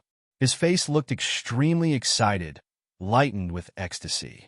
Black mist gradually rose up from the crazy people and slowly gathered behind the middle-aged man. The man was standing in the center of the pattern of an argent horn drawn on the altar, from which many silver lines stretched out and enclosed the shadow. Then the shadow became darker and darker, mixing with the colors of pink and black. Gradually, it turned into a tall and big shadow with two horns on its head. Are you ready for my power? The shadow suddenly spoke. The middle-aged man, Baron Laurent, answered in his lunatic tone, The great master of Argent, the forever-lasting silence, I've given my soul to you. Please endow me with your power. Slowly the shadow approached him and started entering his body, bit by bit. Lawrence's face contorted. Obviously, merging was not a very pleasant process. However, the pain was suppressed by the ecstasy shining in his eyes. No one can stop me now. No one can stop me from regaining the glory of my family anymore. Apart from the ecstasy, there were also tears in his eyes. Outside the house, Lucian and the other 3 apprentices did not intrude obtrusively. They first had to make sure there were no magic circles or traps around. Mr. Professor, it will take at least half an hour to eliminate all the magic traps here. Philosopher said to Lucian. No, we can't. White Honey sounded nervous. We're relatively late, and I can feel the demon already. We only have up to 10 minutes. 10 minutes later, the demon will arrive in its complete form. Then we will be too late. Going into the hall directly will also cost us lots of spiritual power, as well to deal with the traps. Smile turned to Lucian. Professor, you must have some more powerful spells that can eliminate all the magic traps at once. All the three apprentices were looking at the mysterious sorcerer. Similar thoughts came in their mind, although they all knew that the sorcerer was very profound. None of them ever saw in person how powerful the mysterious professor was. Is Mr. Professor a real powerful sorcerer? How powerful can he be? Is he even stronger than White Honey's mentor? Lucian knew clearly what they were thinking. He was prepared. Under their gaze, he answered with confidence, "No problem, Smile. I'll handle this." Lucian came close to the wall of the house and pressed both of his hands on it. Moving his lips silently, Lucian started casting the spell. Invisible waves spread out of Lucian's hand. The waves hit the wall instantly and were reflected back. The following waves thus became different. In Philosopher, Owl, and White Honey's eyes, nothing happened. They exchanged worried glances with confusion, but did not say anything. Suddenly, White Honey felt the earth was shaking. N/O/vel/B//in.C//om. Are you trembling? Philosopher asked her at the same time. Not me, she answered with surprise. Look, Smile was pointing at the building. Look, the whole house is shaking. White Honey and Philosopher immediately looked in the direction of the house. The old three-story house was shaking forward and backward, and the movement was becoming fiercer and fiercer. They could hear the glasses were shattering. Earthquake? White Honey wondered. No, it's the house itself, answered Owl. Mr. Professor? Philosopher looked at Lucian and was shocked. Lucian's hands were still pressed against the house's wall. His whole body was shaking along with the building. His lips were still moving. The house is going to collapse. White Honey took a step back. Philosopher could not believe his eyes. Even a third circle spell fireball could not completely destroy a whole building at once. What is this spell? What is this? Doro, the owl, was standing on Smile's shoulder, yelling. No one noticed when the raven caught up with them again. It almost fell down from the tree once more because of the sudden shaking. What's the circle of this spell? The raven cried as well. Only Lucian knew it was just an apprentice spell, the professor's oscillation hand. The spell could detect the frequency. Inside of the hall, Laurent, wearing a silver robe, was standing in the center of the altar. His distorted face was full of excitement and ecstasy. He could feel it. He could feel the shadow entering his body. His blood was running and crying, gradually changing his body. 40 years of waiting and dreaming. Today he could finally start regaining the glory of his family. The mixed moans in his ears changed into the applauses and cheers on his knight title conferring ceremony. However, at this time the whole house started shaking all of a sudden. Earthquake! Is this a punishment? Although Laurent had changed his belief in order to chase the dark power, in his mind, he still respected and feared the God of truth. However, now he was just one step away from the great success. He could not give up at this point. The ceiling of the hall started falling. Chunks of stone and wood fell on the ground, and some of them fell on Laurent's head. Of course, he was afraid. The only hope he had was the dark power he was going to be endowed with soon. Do not panic, Laurent. The shadow spoke to him as if it could read his mind. It will take another 6 to 7 minutes for you to fully merge with me. If the house collapses, you will die. Stop the ritual at once. You've got a small part of my power, which already rivals the top senior rank Knight Squire. We can complete it next time. N/O/vel/B//in.C//om. The shadow spoke very fast. Within 10 seconds, the shadow's thought had all passed to Laurent. Laurent was very angry. He could not stand watching his great plan being interrupted in the final stage. No, I'm not leaving. Laurent shouted. The house won't collapse. The earthquake won't last. The windows broke in a violent shake. The strong wind of the upcoming storm blew in the hall and instantly drove the sweet and dreamy fragrance away. The people who were crazy with their desire suddenly sobered up. "My God, earthquake! Run, run!" People were yelling. Some were wearing clothes in a hurry. Some were running towards the gate naked, while some were even trying to escape through the windows. The evil ritual took away their strength. They stumbled in panic and fear. One of the women slumped to the ground and was crawling towards the gate. The man who was having a pleasant time with her ran directly past the woman without a glance. Watching these people leaving, Laurent knew his ritual had ended. The silver lines on the pattern disappeared with the shadow. With an angry shout, he stepped out of the altar and joined the panicky crowd. On his way running towards the exit, he hurriedly destroyed the magic traps one by one. Behind Laurent, a man in black suit who was seemingly enjoying the sex party just now looked out of the window, with his face looking serious. In the shadow of the house, Philosopher, White Honey, and Smile were standing there, looking at Professor with their mouths and eyes widely open. Taking back his hands, the mysterious professor said to the apprentices in a very calm tone, "They're leaving the house. Be prepared. Hunt the evil creature." "Why not just make the house collapse, Professor?" White Honey asked. "I prefer not to." Lucien stretched his hands a bit. "If the creature dies in the ruins, it'll be quite inconvenient for me to collect the blood. On the other hand, the sound of collapsing will alert the church. We don't want this big trouble." However, it was not the most important reason. Actually, Lucien did not have enough power to make the house collapse completely. Compared with a bridge of simpler structure, the structure of a house was more complicated, and its vibration frequency also varied. Lucien could only follow one of them. Therefore, destroying a bridge might be within Lucien's ability, but definitely not a house. The power stunned Philosopher, Smile, and White Honey. They never saw a sorcerer who could cast such a powerful spell without using any reagent. Now they had no doubt toward the mysterious and profound sorcerer, Mr. Professor. White Honey was the first one who calmed down among the three. With the help of a magic item, she started tracking the crowd. Evil light detected. 15 meters away from the nearest window. "We move 1 meter to the left to better release the spells," she calmly said.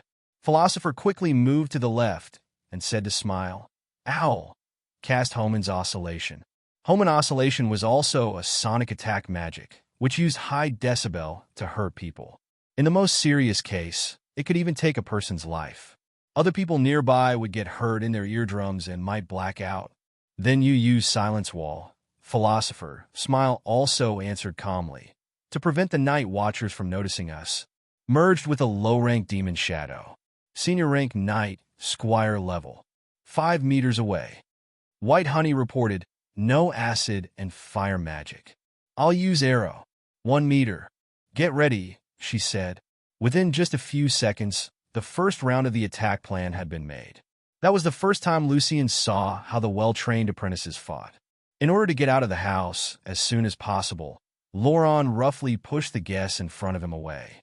In just a few seconds, Laurent came to the window, hit the glass with his body, and jumped out of the house. At this time, a loud blast struck his head, as if he was hit by a thunder. All of a sudden, his head started buzzing, and he felt bad nausea and dizziness. Losing his balance, he almost fell on the ground with his head. Before Laurent could see anything in the darkness clearly, a metal arrow directly shot in his right eye. His blood was darker than common people, with a special smell of sulfur. The great pain made him break out in a frightful yell, but his voice was blocked by Silence Wall. Laurent finally realized the fact that he got attacked. However, it was too late. The second metal arrow flew directly into his throat. Laurent struggled a bit, and soon his body stopped moving. Lucien couldn't believe that killing this evil baron who had just merged with a demon was this easy. He was also very glad, since casting a spell silently cost him more power than usual, and his remaining spiritual power was only enough for using about 2 apprentice spells. Beside the Baron Laurent lied several naked and half-naked women and men, all unconscious. The panicked crowd running toward other directions paid no attention to what just happened here. Using Mage Hand, Lucien and the other 3 apprentices started collecting the Baron's blood. After putting 3 glass tubes of blood into his pockets, Lucien stood up and said to them, "Time to go?" "Yes, sir."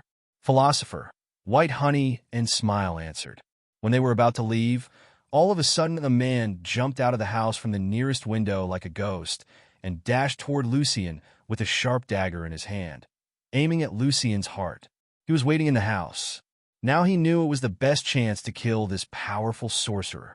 And he only got this. The Black Shadow was even faster than Baron Laurent, faster than what most people could see. If the men and women who were screaming and escaping had stopped at this time, the only thing they would see was a blurry shadow. Only a person who had awakened blessing in their blood could be this fast. The person was a genuine knight. Within 2 seconds, the dagger already came close to Lucien's back. None of them realized what was going on behind them, but Lucien. He suddenly sensed the great danger when the dagger was only a few centimeters away from him. However, Lucien knew he was no rival to the attacker. Also, it was too late for him to cast any protection spell.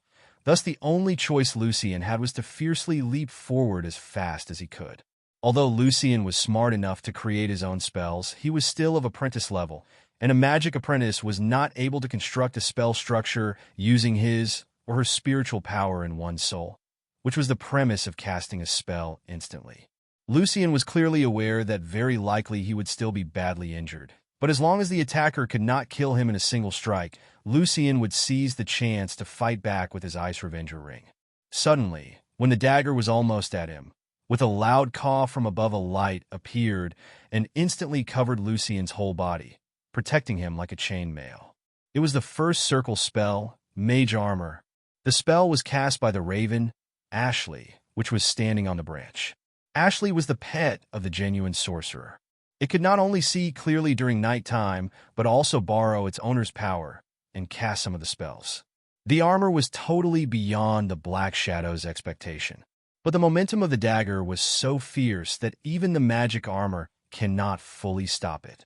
In the blink of an eye, the transparent armor broke into many pieces, shining in the darkness. However, the shadow did hesitate for several seconds. It was already enough time for Lucien, and he knew it was his only chance. Lucien swiftly turned around and activated his ring. 3 rays of cold light were shining in his left hand. Lucien activated the second circle spell in the ring, Palmera's Frost Blades. At this key moment, Lucien knew that the attack was the best form of defense. The ring also strengthened Lucien's willpower, or he would be totally stunned and lose the ability to fight back by the night power of the attacker. The 3 rays of white light were shining, and they targeted directly the attacker's throat, chest, and the lower part of the body. Facing the frost blades, the attacker quickly covered his body with dark flames, which were full of the evil power of tyranny and destruction. Although he could have used the protecting power shadow coming from blessing, he decided to be more careful. The guy in front of him just ruined his whole plan. Of course, he wanted to kill him right on the spot, but he had to guarantee his own safety first. Wielding the dagger, he precisely shattered the 2 blades targeting his throat and chest. At the same time, he brought up his right leg and melted the blade with the dark fire. The pieces of the blade scattered and were shining like falling snow. After solving all the troubles, the knight turned the dagger in his hand around and continued chasing Lucien. He also noticed 2 black balls shooting out of the raven's beak. It was another first circle spell, Magic Missile. This time the first circle spell would not be a problem for him, since his whole body was still covered by the sinister fire. Now the only thing he wanted to do was to kill this sorcerer in front of him who just destroyed his plan. All of a sudden, the tiny pieces of ice from the frost blades turned the air around the knight freezing cold. For a couple of seconds, he was frozen still, and the 2 magic bullets shot him directly in the body. That was the power of Palmera's frost blades. Not only blades, but also the coldness of ice and snow. A level 2 knight! Ashley screamed. n/o/vel/b/gen.c//om. Philosopher, White Honey, and Smile finally found out something was going on behind them, and then they saw the attacker. Without too much thought, Both Philosopher and White Honey activated their magic items immediately. Waves of light spread out around Philosopher. Within the radius of 10 meters, all the ordinary people quickly collapsed and fell asleep. First circle spell, Sleep. A strong onset of tiredness hit the attacker's brain, but as a level 2 knight, the first circle spell was still not powerful enough to drag him into his dreamland. He shook his head and drove the drowsiness away with his willpower. But a powerful air blast followed and hit the knight right into his chest. With a big bang, the power threw him directly back into the house through the window behind him, with lots of broken glass scattering on the ground. First circle spell, Force Wave, carried by White Honey's magic robe. He's a level 2 knight. He won't die this easily. Ashley flew closer to Lucian. Mr. Professor, keep attacking, please. When Lucian was about to take out his flame gel, the old house suddenly started shaking fiercely. The ceiling was dropping and walls collapsing. Within only a few seconds, the whole house finally came down and buried the knight under the ruins. Lucian's spell already damaged the structure of the old house before, and with the heavy hit of the knight, now the place was totally destroyed. Boom, boom! The collapse of the house was extremely loud, like an earthquake, and it was too late for Philosopher to block the huge noise. Instantly, all of them realized that they were in trouble. The Night Watchers would come soon. Now they did not have time to find and kill the night attacker. Without any hesitation, Ashley, the crow, turned into a cloud of shadow and enveloped White Honey. "See you next time, Mr. Professor," said the crow, and then it flew away quickly and disappeared in the sky. "We gotta go now as well, Mr. Professor." Philosopher and Smile made a slight bow and also ran into the darkness. In their mind, Mr. Professor was so powerful that there was no need for them to give him a hand in this case. It was taken for granted that Mr. Professor would have assorted ways to get out of here easily. However, actually Lucian did not. There was no time for being hesitant now, Lucian knew. He quickly turned around to find the entrance of the secret passage through which they just came here. A burst of thunder just arrived. Raindrops fell from the sky in a crazy way. The long-awaited storm finally started. Under the ruins, small clusters of dark flame were raised one by one. Quickly they burned down the pieces of the broken ceiling and stones. Then a black figure scrambled to his feet in the rain. In the lightning, the man's face was revealed. He was Rosen Aaron, the head of Aaron's gang. Aaron stared at the direction where Lucian disappeared and thought to himself, he could not cast a spell instantly, which means currently he's still an apprentice. He is much weaker than I thought. For a few seconds, Aaron's mind was dominated by his anger, which almost made him try to catch up with Lucian and kill the guy. But soon Aaron calmed down. For now his priority was escaping from the coming Night Watchers. He needed to leave now as well. Lucian was running in the cold rain, feeling pain from the falling raindrops. Luckily, the glass tubes and waterproof cloth worked pretty well. His magic reagents and potions were still fine in his robe. Lucian did not have any companion nor support. He was alone, running towards the secret passage. Luckily, Lucian saw the entrance was just over there, hidden by the trees, bushes, and grass. However, what Lucian saw was not only the secret passage, but also a man in white suit, his wet red hair sticking to his forehead. And he was wearing a pair of black gloves. The man was a night watcher. In the lightning, they saw each other. The moment when Lucian saw the night watcher, he threw the tube of flame gel in his hand toward the guy without hesitation, then continued running toward the entrance of the secret passage. He had cast a spell in the Ice Revenger ring, so the flame gel was now his most powerful weapon. He was aware that bat screaming couldn't work well in such a stormy night. The only thing Lucian could blame now was his bad luck. The night watcher, wearing a pair of black gloves, was also very experienced in fighting with magic apprentices, sorcerers, as well as evil creatures at night.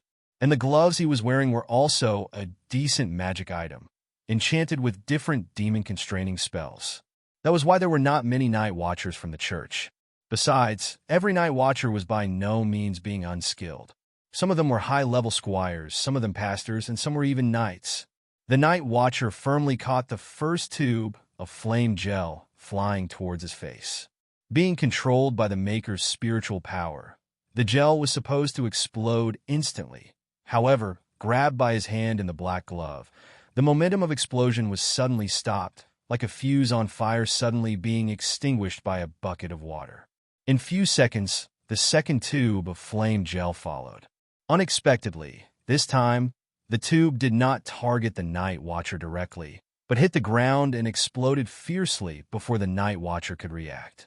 The fire of the explosion also set fire to the tube of gel he was grabbing. Immediately, the Night Watcher's body was covered with raging flame. Since the comburant was gel, even the pouring rain couldn't put out the fire easily. Lucien had no time to check if his enemy was down. He quickly ran to the entrance. Before he entered the passage, a great pressure suddenly struck his mind. He couldn't help shaking. Thanks to the ring he was wearing, at least he could still stand. Lucien subconsciously looked back and instantly realized what was going on there. In the bright lightning, the Night Watcher was still chasing him, with the upper part of his body covered with fire, but it seemed the pain was not bothering him at all. However, his skin had turned into pieces of scarlet scales, protecting him from further burning. The Night Watcher was a dark knight with an awakened blessing, and his blessing was called Red Dragon. With the help of Ice Revenger, Lucien did not panic under the pressure from the Night Watcher. He was calculating the distance between them. 20 meters. 10. Then he threw his last tube of flame gel at the Night Watcher, who was only around 5 meters away from him. The great power of the blast spread fiercely, and the waves separated them apart. While the Night Watcher took a step back, Lucien was directly thrown into the secret passage. Since there was a slope near the entrance, he kept rolling for quite a few meters in there. Lucien felt like he was struck by a huge hammer in his stomach, and great dizziness took over his mind. A mouthful of blood just burst out. Lucien had to hurry, knowing that the Night Watcher would catch up with him in few seconds. However, he was also very confident, since he had a plan.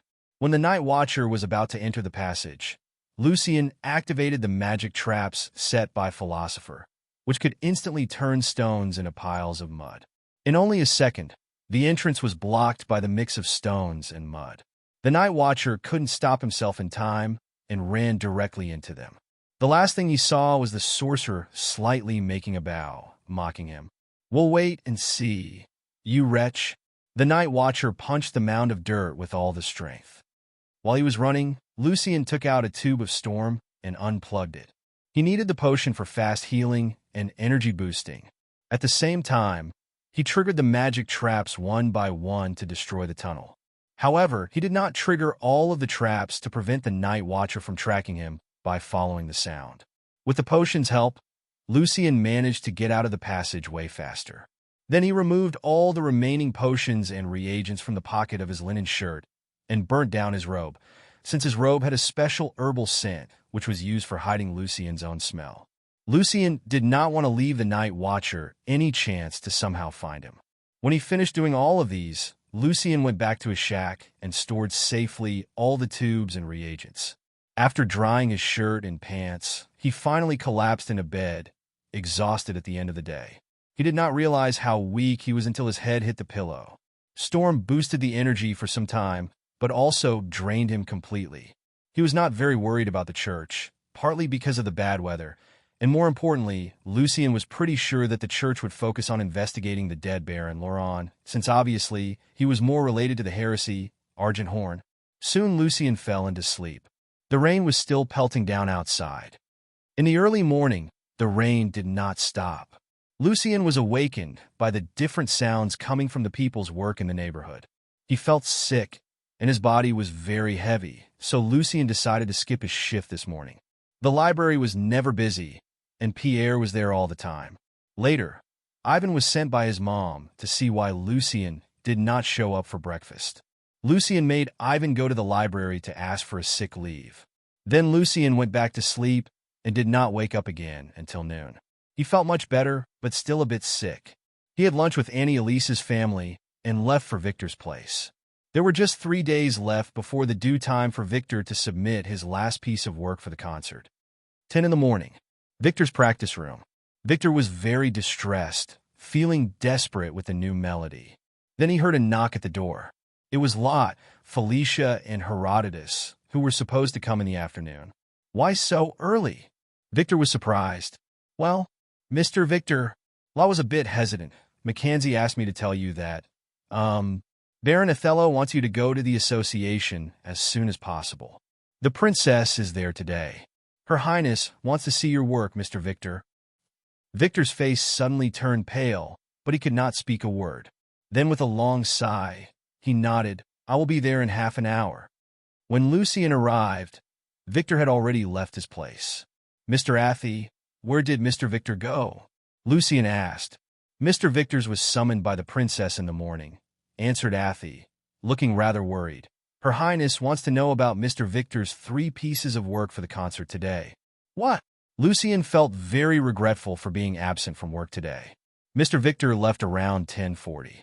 If you want to wait, Mr. Victor should be back soon, said Athey. Now it was 12:35 in the afternoon. No, I need to find him now. Thank you, Mr. Athey. Lucian grabbed his umbrella and dashed into the rain toward the association. 11:20 in the morning, inside the director's office in the Musicians Association. You got to pick one out now. These are all your good works from the past, said Othello with his eyebrows frowning. We've been waiting for you for about 20 minutes. I'm sorry, Mr. Othello, can I have some more time? Victor's face had a deadly paleness. His dim eyes had been losing focus for a while, and the musical notes were not making sense at all to him. Wolf was there as well, sitting right across the desk with Director Othello. A contemptuous smile appeared on his face. Stop struggling, my friend. Just randomly pick one out. After all, they look pretty much the same to me. Mr. Othello still needs to have lunch with Her Highness later. Well, Othello took out his pocket watch. The lunch will be at 1 o'clock. I will give you another 10 minutes. If you still can't make a decision by then, I'm afraid the association might need to have someone else for the concert. Wolf just came back from Rhoetesia Palace. He should be able to handle this. Rhoetesia Palace was the royal concert hall of the Duchy of Orveret. Wolf couldn't hold his excitement back. Victor, I'm sorry to see you struggling. But we, as the musicians in our association, we should regard the interest of our association as the top priority. What do you think? Victor did not say anything. After another 2 minutes, Victor fell back into the chair and pointed at a piece of paper. That one then. The 3 words took away all his strength, but he also felt a bit relaxed.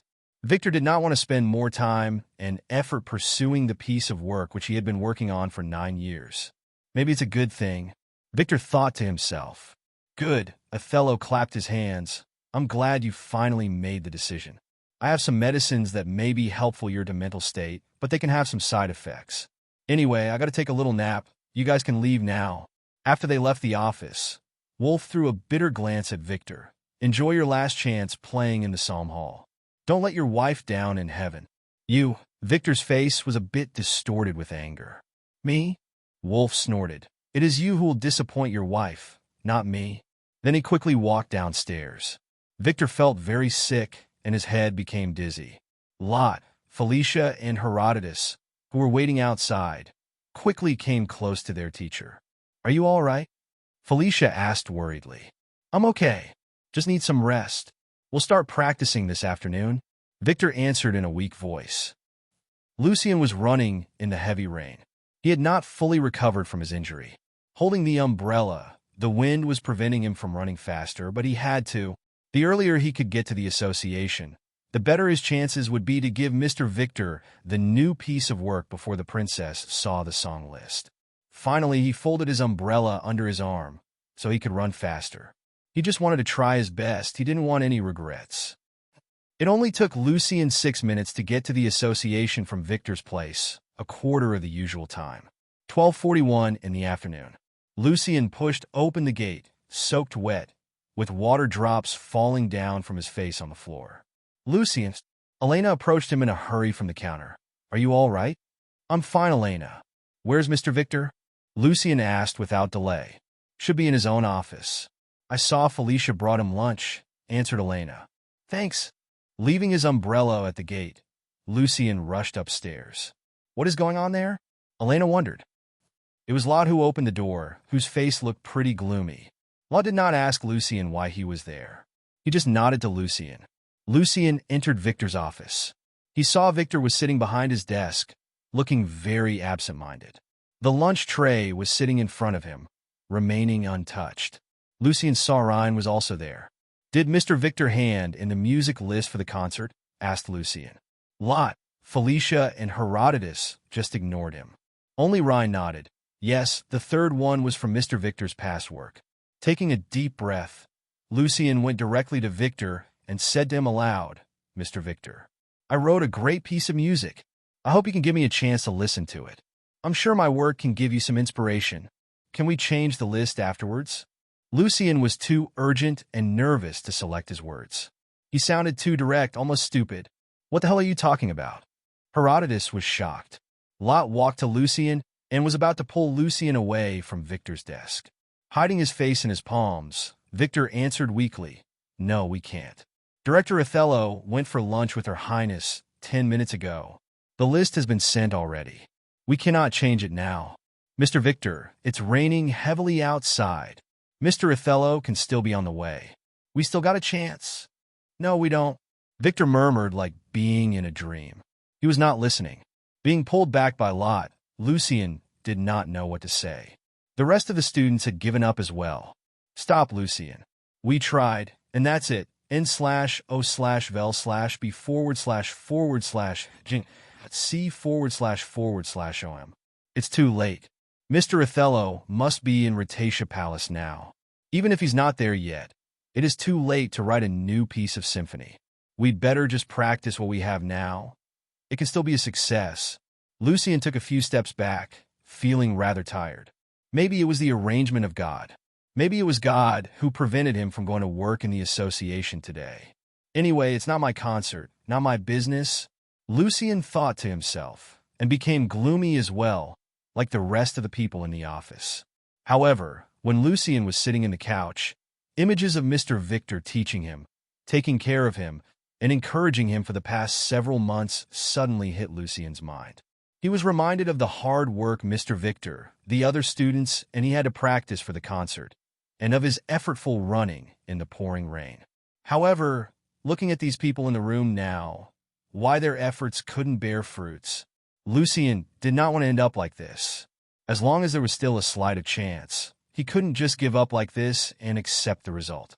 As long as they were still there had to be something else they could do instead of just complaining. As long as he still had hope and faith, he should keep fighting until the last second. And this was not the last second yet. Taking a deep breath, Lucien looked around the office and walked to the piano. "What are you doing, Lucien?" Lot yelled at him. Lucien did not answer him. Sitting in front of the piano, Lucien laid both of his hands on the keyboard. Even Ryan was very surprised. He had no idea what kind of music Lucien, as a new music learner, would present. However, the first several notes shocked all the people in the office. The notes were more powerful than ever. Victor raised his head up and turned to look at the piano, looking confused. The following several bars of the symphony came like an overwhelming storm, fast, intense, and fierce. They were like the misfortunes in life, one after another, like huge raging waves in the ocean, like the continuous call to the battlefield, and like countless enemies coming for you. There were some bars of relief, but they were followed by even more intense and desperate struggles. However, the fight of the warriors never stopped. No one ever gave up. They kept fighting. Sailors were fighting against the monster-like waves on top of their ships. Soldiers were fighting against their enemies in the battlefield. People died in waves and arrows, in tears and blood, but there were more newcomers following. The students were shocked. Ryan stood up from the couch. Lucien kept playing with all his effort. Why give up? Why? They still had time. They could catch up with Baron Othello. If it failed, they could still persuade Princess Natasha with the charm of the symphony. Why give up? There was still a glimmer of hope. They couldn't just give up. The first chapter of the symphony grew more and more vehement. Lot and Felicia were shaking with both fear and excitement. Was it fate that made you give up? Or was it yourself? Was it fate that beat you? Or was it the difficulties and obstacles? The music was asking. The player was asking. Victor stood up straight. He felt the questioning. The question was addressed to him as well.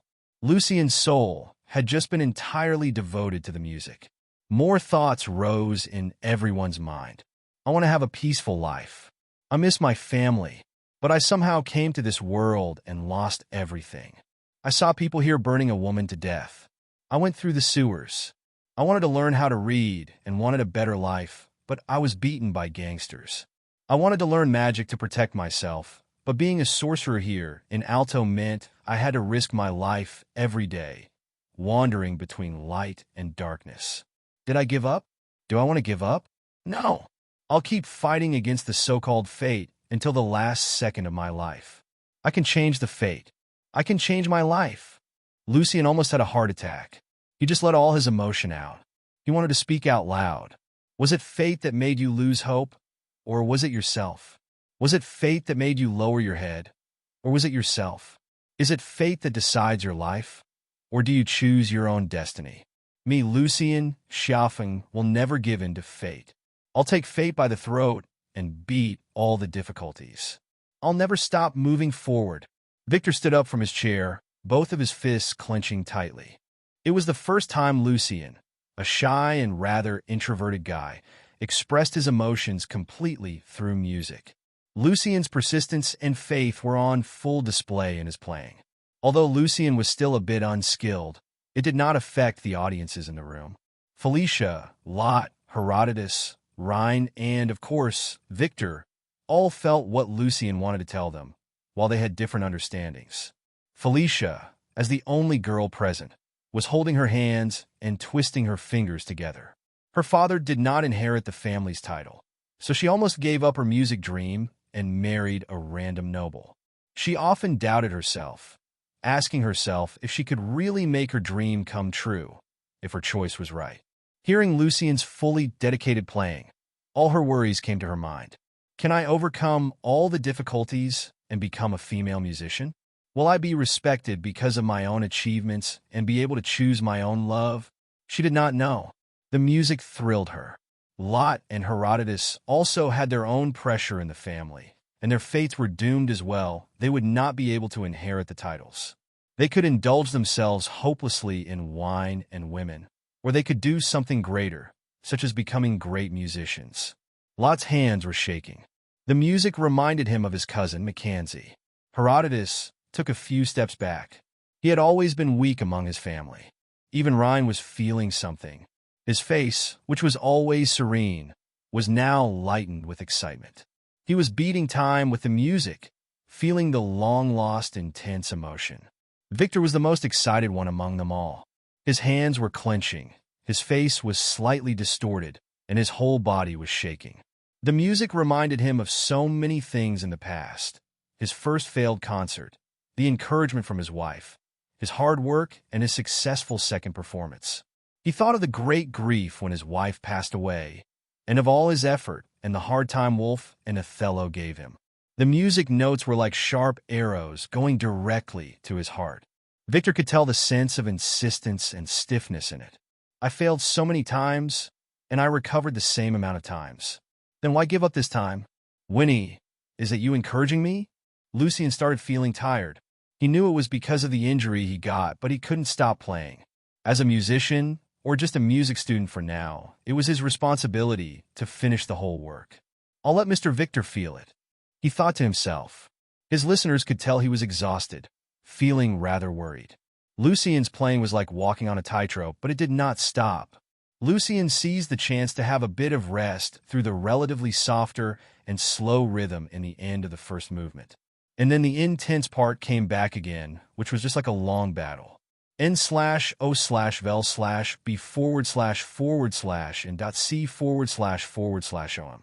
The second movement was more soothing, like sunlight driving away dark clouds and the raging waves in the ocean calming down, like the soldiers going back to their campsite for a short rest during the break.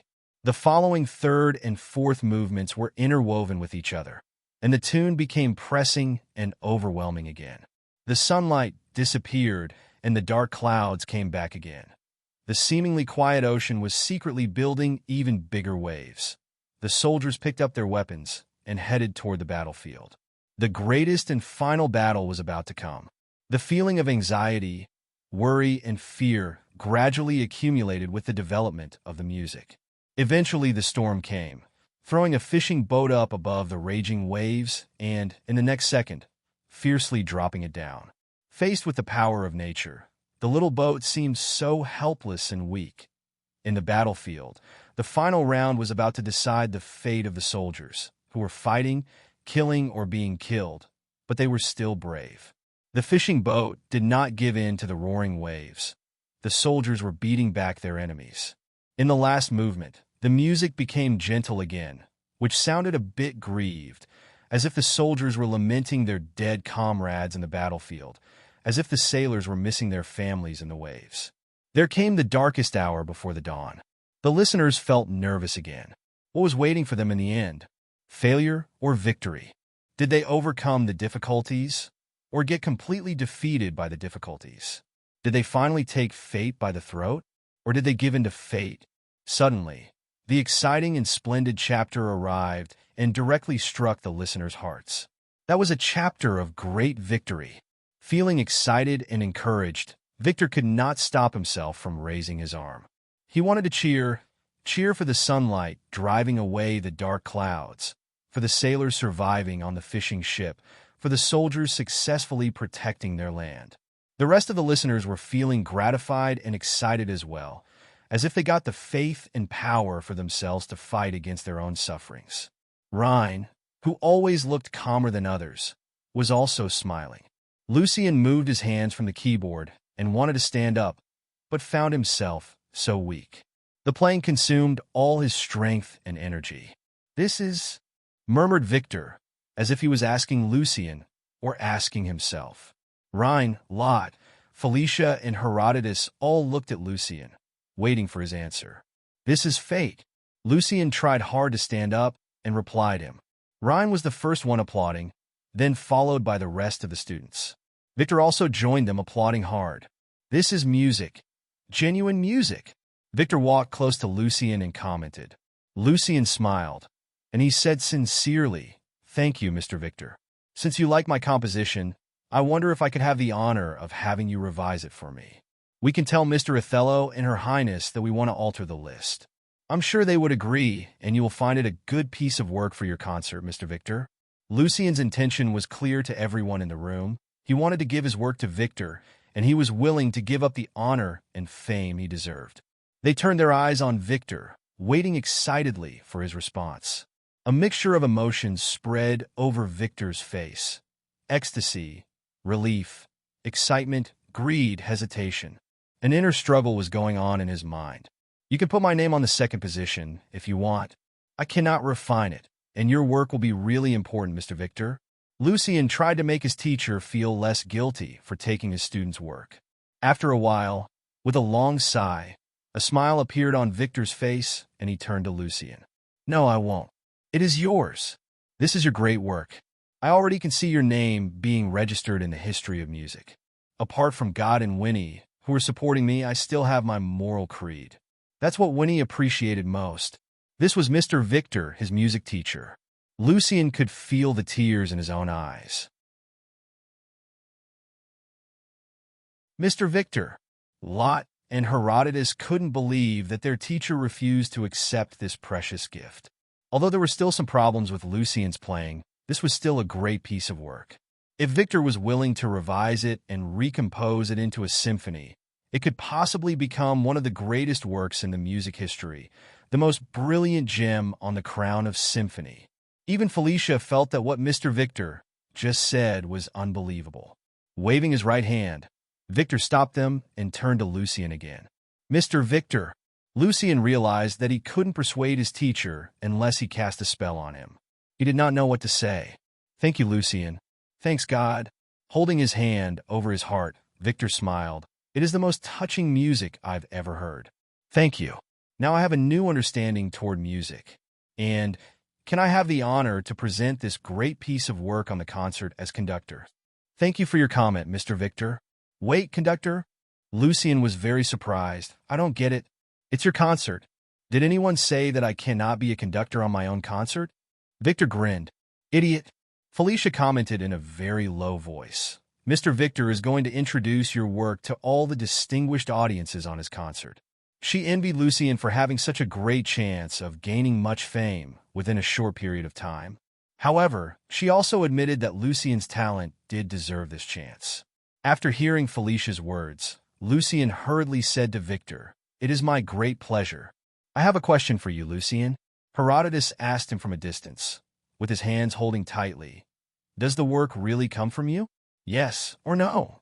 The rest of the people in the room just now realized that Lucien was only a very inexperienced music student. How did he manage to compose such an exciting, brilliant solo? Was he really a genius, a hidden gem? Everyone was looking at Lucien. Lucien did not know how to explain to them, and he also couldn't. With regard to being righteous and honest, he was no way close to his music teacher. Now, there was only one thing Lucien could do: stick to his plan. "Yes," answered Lucien. "The inspiration of the solo came to my mind a long time ago. At that time, I had not received any formal music education before I met Mr. Victor. I had no idea how to write down the pieces of tunes in my head." Victor looked at Lucien and nodded. "The inspiration came from my daily life, from poverty, desperation, and struggle. Every time I saw other people dressing decently or having fancy dishes, I wonder why that was not my life. I want to fight for my own future." "That's why you came to look for Mr. Victor?" asked Ryan. "That's right. But becoming Mr. Victor's music student was something out of my expectation. I never thought I could be so lucky. After all, I started from learning how to read, not music," Lucien answered. "Although I met lots of difficulties in the past several months, I'm really grateful for all the support and encouragement you gave me, Mr. Victor." Lucien's real experiences and lies mixed together, which made his words sound more persuasive. "I've been working on this for more than 3 weeks, and I was trying to make lots of improvement during these days. Lot, Felicia, and Herodotus are my witnesses." Ryan and Victor turned to look at the rest of the students, wondering why they never found the value of Lucien's work.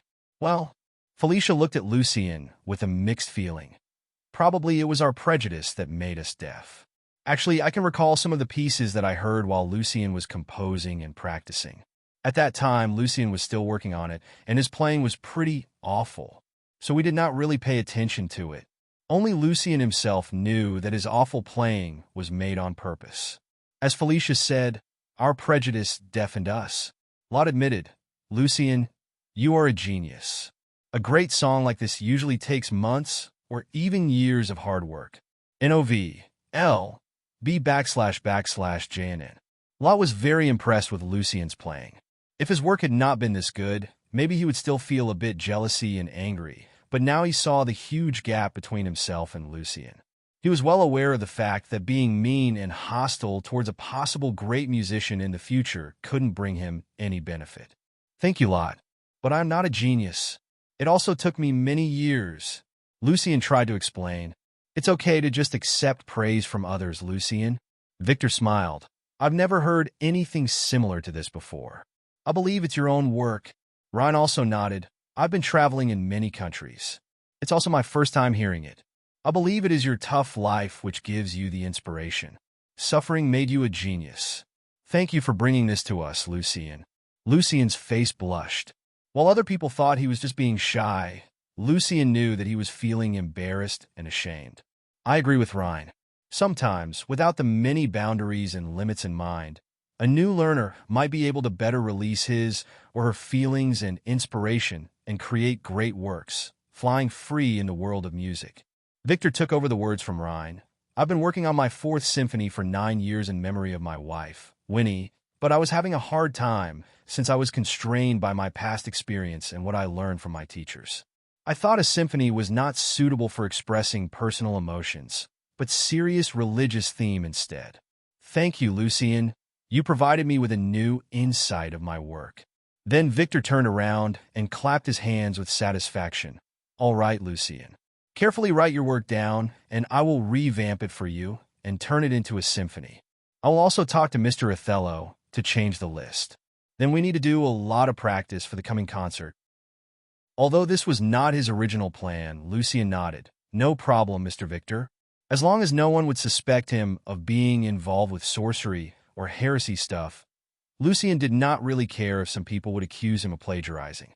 In many of the religious books in the library, music was compared to a treasure that God gave to people, the most powerful weapon that people had in fighting against all the difficulties.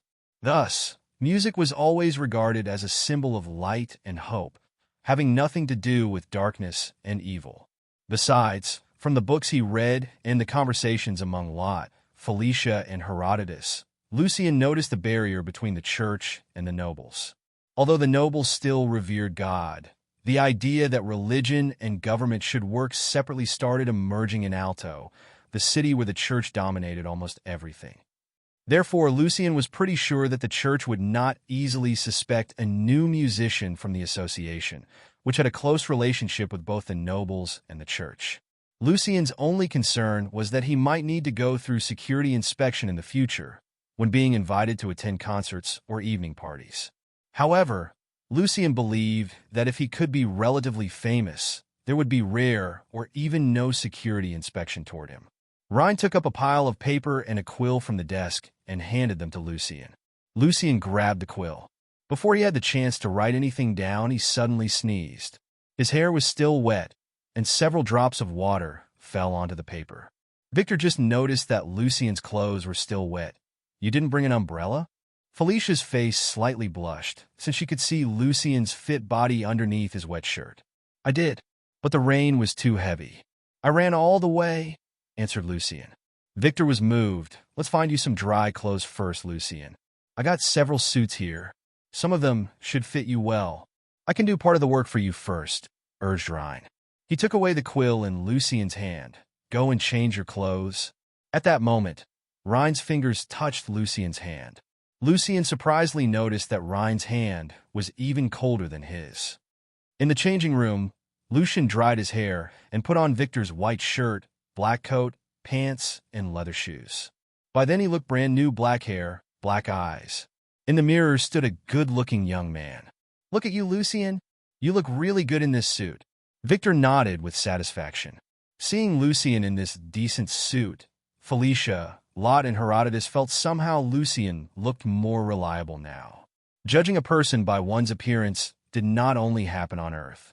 "Lucian, come and check if this part Mr. Ryan just wrote down is correct," asked Victor.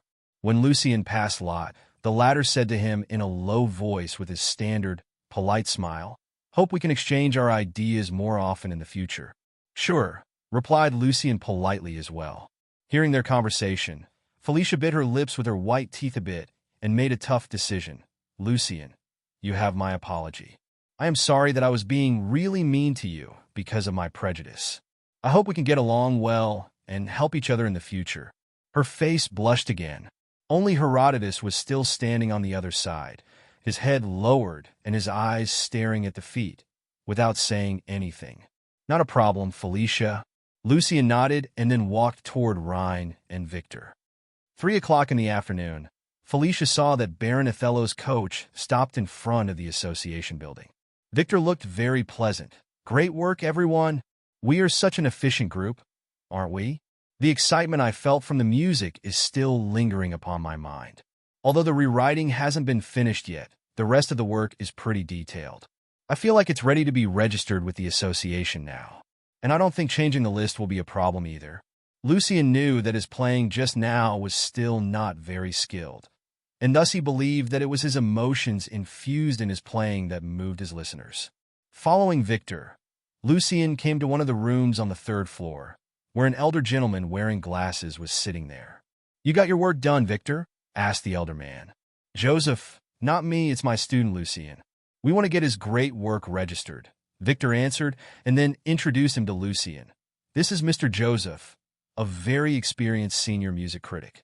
Mr. Joseph knows most of the music works in the world, including those of other non-human species like elf's music. At the same time, Mr. Joseph is also a pastor in training.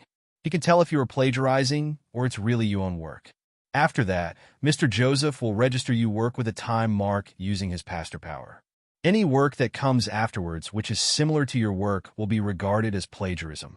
"How long have you been learning music?" after Victor, adjusting his glasses, Joseph asked. "A pretty promising young lad, well, about 3 months. Lucian felt a bit embarrassed. You must be kidding me. Joseph's eyes were full of surprise. 3 months? Take a look at it first, please. Victor did not say anything else, but stood there with a smile on his face. All right, let's see, what are we looking at here? Joseph felt like it was somewhat a joke. Soon the smile on Joseph's face was replaced by a serious look. His left hand was beating time when he was humming the music notes, as if he entered into a whole new world, or a fascinating story. About 10 minutes later, with a long sigh, Joseph told Victor with excitement, "What a great work! It reminds me of the years when I was helping the knights fighting against the evil creatures in the Dark Mountain Range. Oh, those years, with courage, with faith, and with hope. I told you, Joseph." Victor looked proud. I still cannot believe it. You said it's your student's work. From this young lad? Joseph's glasses were slanted on his nose. Lucien's a young lad who knows about tough life, said Victor. Then he shared some of Lucien's stories with Joseph. Well, I guess our association's going to have another gifted musician then. Joseph was very impressed, but still found it unbelievable. He turned around and said to Lucien, "If you want to further prove yourself, keep working on new music themes. About every 2 years, you got to have something new to prove yourself. In 2 years, I would have left alto already." Lucien thought to himself, while watching Joseph leaving a time mark with his pastor power on the music sheets. Does your work have a name? It's sort of a trend now. Joseph raised his head. Fate. After Victor and Lucien finished the registration, they came to the director's office. Before entering the office, Victor suddenly smiled. NOVLB //JNN. I can't wait to see Mr. Othello's reaction to this. Lucien realized that it had been a couple of months since he last saw this bright smile on Victor's face.